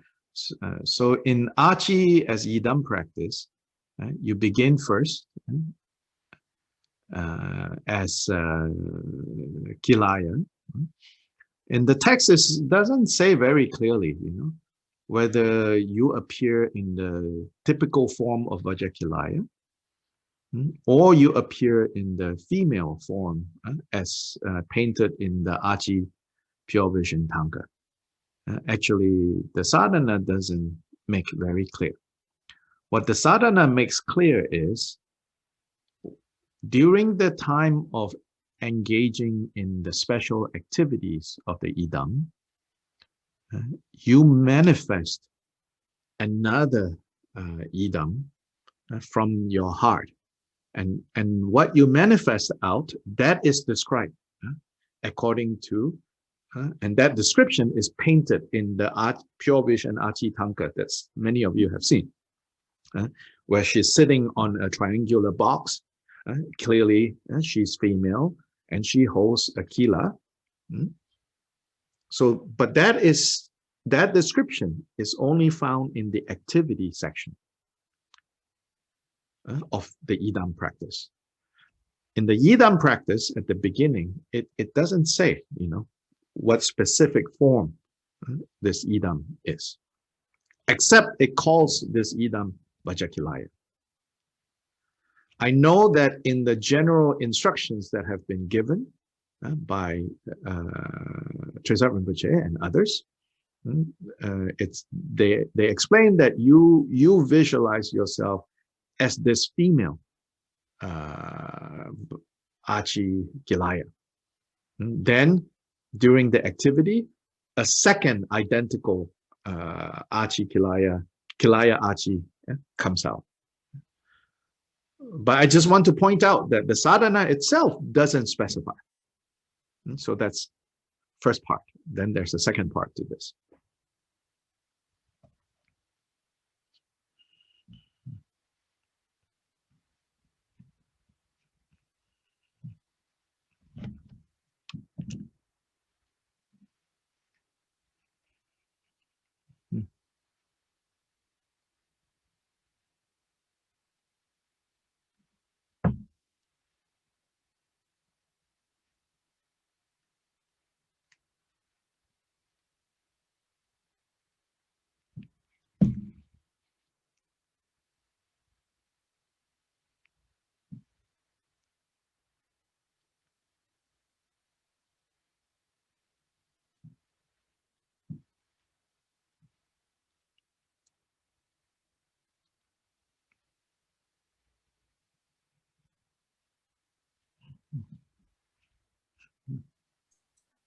Dr. Lee, there is a question in Spanish. Sorry? There is a question in the Spanish room. Oh, yeah. Let me finish second part. Okay. Then, after you practice the Idam, whether you after you practice the Idam, maybe you continue, right, to do the activities. You manifest this second Kilaya, which is explicitly female, wrathful, dark colored skin tone, holding a Kila. So that's all described in the activity part. So if you continue to do that, then all of that, okay. Then now dissolution. So usual dissolution. Then after dissolution, after you meditate a little bit on the dissolution stage, the completion stage, you reappear, the text say. You reappear as Kilaya again. So again here, reappear as Kilaya, it doesn't say male or female. But for me, this is my own kind of understanding. Because in the notes there, it says you appear as a single Kilaya. To me there, it's saying that it's the male single form. Ekavira in the Sanskrit. This kind of form is called Ekavira, the single hero. So it's you appear in the single form, the bachelor form of Vajakilaya. Then in that form, you invite Dakini Achi to be in front. And then you do the Dakini practice.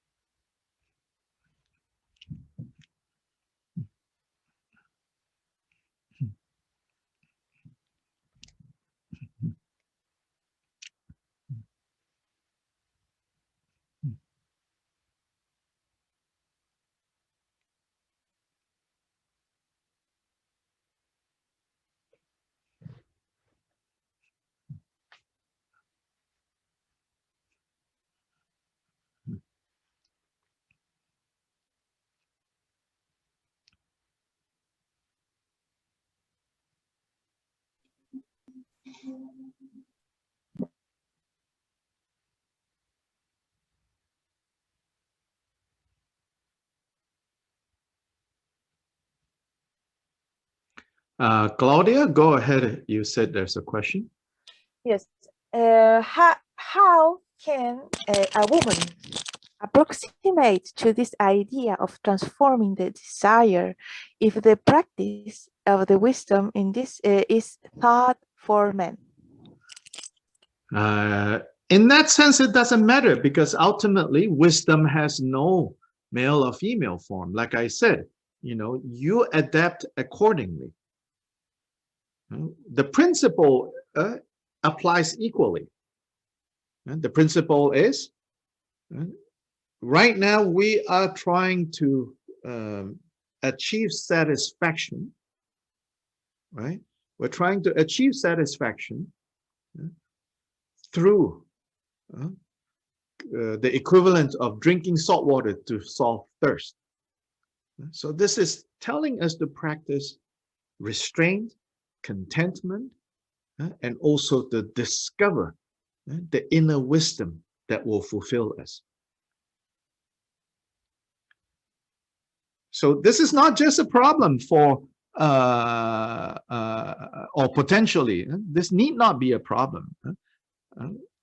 In the end, right, all these practices, they have to describe it from a particular standpoint, a particular perspective. Thus far, the standpoint and the perspective given is given from a male perspective. And if we want to be even more exact, a heterosexual male perspective. I've joked in the past, I said, like, when we say Mara sent his daughters to go tempt Siddhartha, that is assuming that Siddhartha was attracted to women, which probably he was. So Mara sent daughters. If somehow Siddhartha was attracted to men, then Mara would send the sons. Bottom line is, we're not saying women are particularly terrible. No, absolutely not. Just samsaric beings have all kinds of attachments.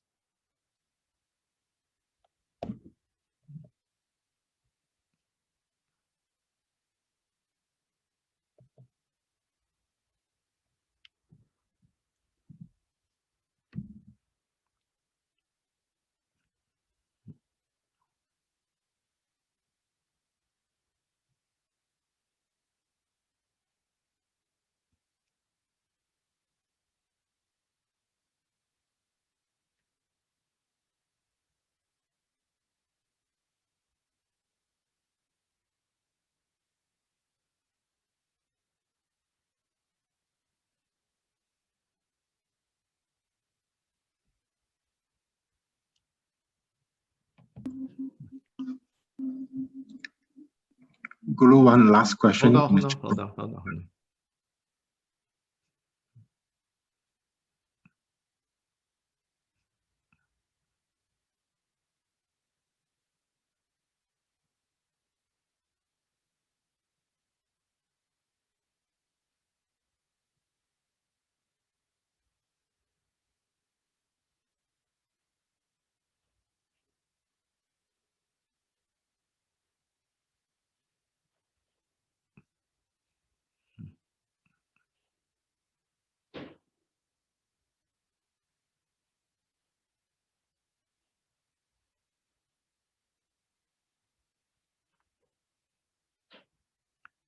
So it's a good question because this question helps us to get to understand that the point in these visualization, in the forms that are described, isn't necessarily about those forms themselves. It's an underlying principle that is being communicated.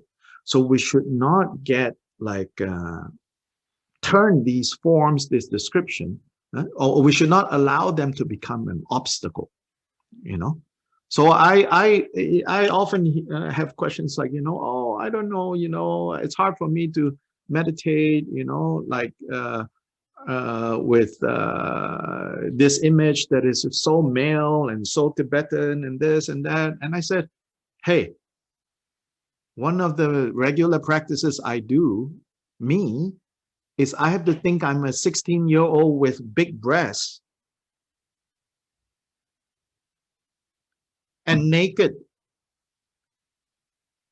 And then from the side of my head, there is a pig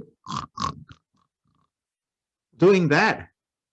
You think it's easy for me? No, that's the point of deity yoga. It's don't become so rigid. Shake up, right?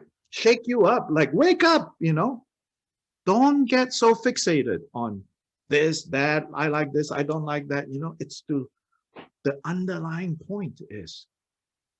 So also sometimes I say, you know, people, understandably, this is not blaming you for asking the question at all. You know, it's good that you have these questions, but then we can talk about this. So sometimes, you know, people get carried away like, oh, is this male? Is this female? You know, and I said, actually, don't worry so much about what genitals the deity has. Because we're talking about this being that has 1,000 heads. Hello? You are not like, you know, like shocked by 1,000 heads and you are curious about what genitals we're supposed to think this deity has. That just shows, you know, how fixated we are on gender. Go beyond all of it.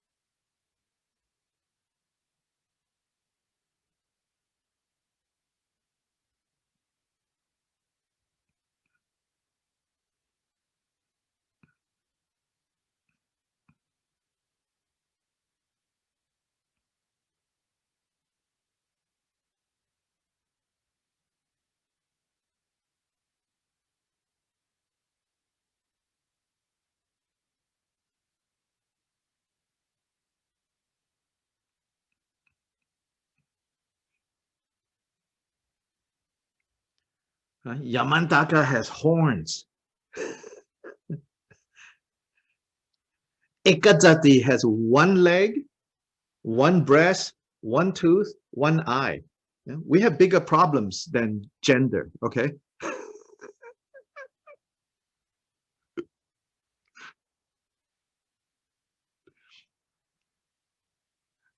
We have bigger problems than, you know, whether you're attracted to male or attracted to female.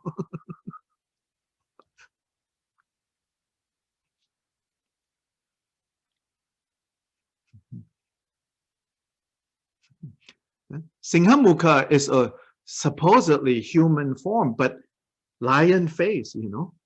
What?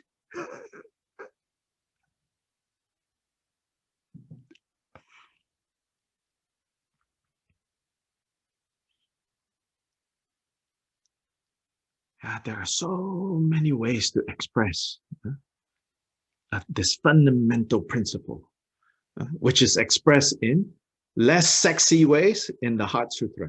Form is emptiness. That which is emptiness appears as forms. That's it, you know. That's the wisdom.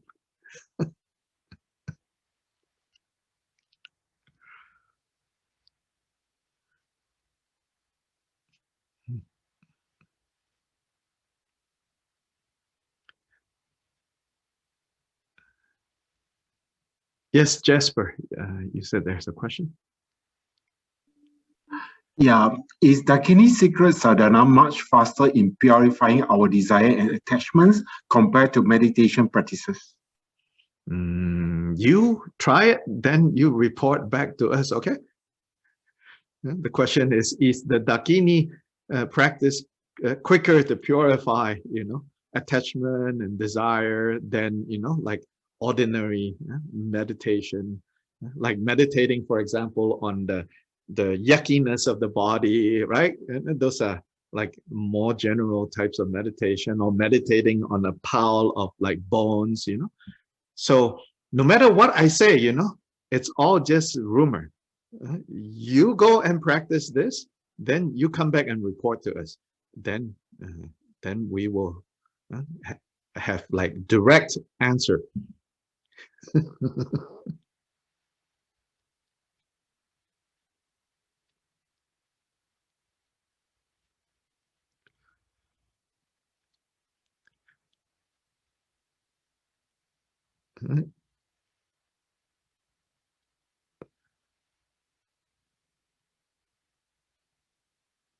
Or if we want to be more scientific, you know, we can recruit the Buddhist community in Singapore, you know, and have like a control group, you know, not meditating anything in particular. One group meditating on the foulness of the body, the 32 parts that are unclean, and then one group meditating on Dakini, Kurukule, Achi, you know, and see, you know, who goes beyond desire faster, you know.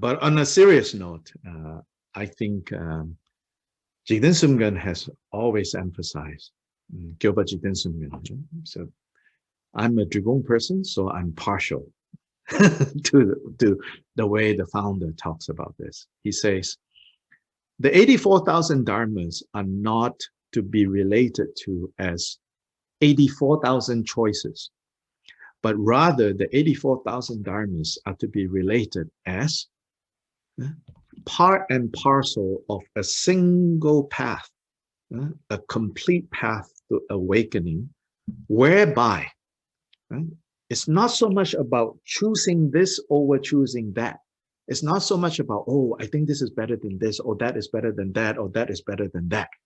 But rather, no matter what we are practicing, we practice it with a single understanding, a unified understanding, and see them all as all the different tools that a handyman should have in their toolbox.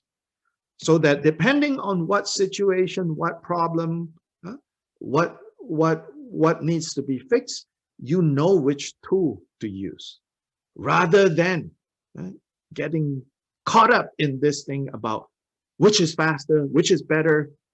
Because, you know, advertising these days is constantly trying to tell us this is better than this and that is better than that, because they want you to buy from them and not buy from other people.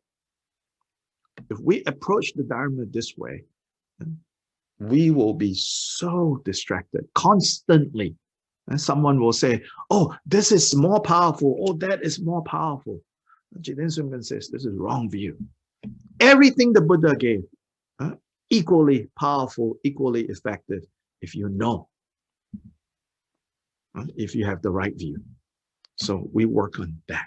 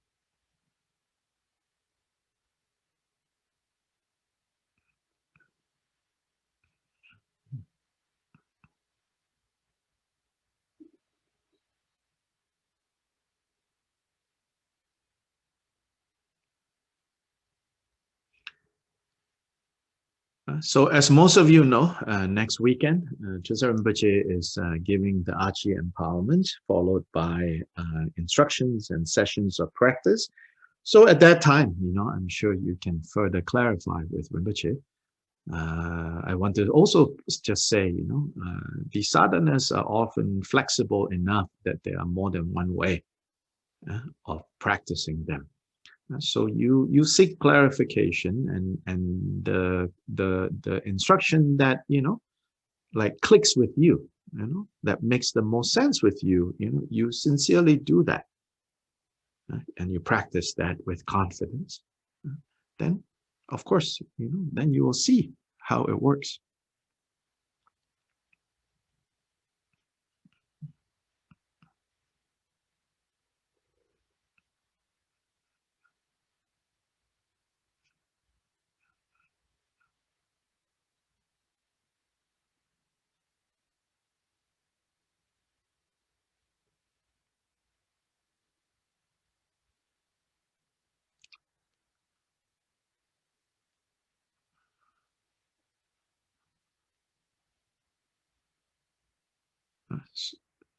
So I have another class coming up, so I need to leave now.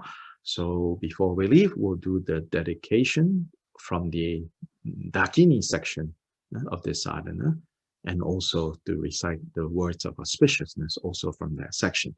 If you have the English version of the sadhana that I'm using, it's on page 13.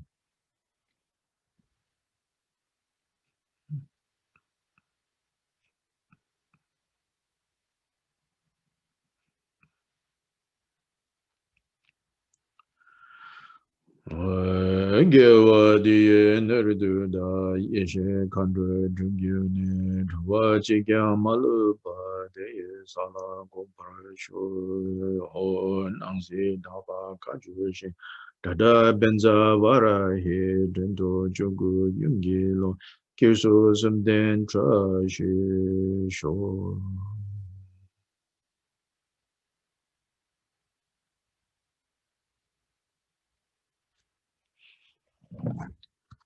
Yeah, so you all have a good day, have a good evening. See you guys next time, whenever next time happens. Thank you to our interpreters, to Claudia, to Seng Yao,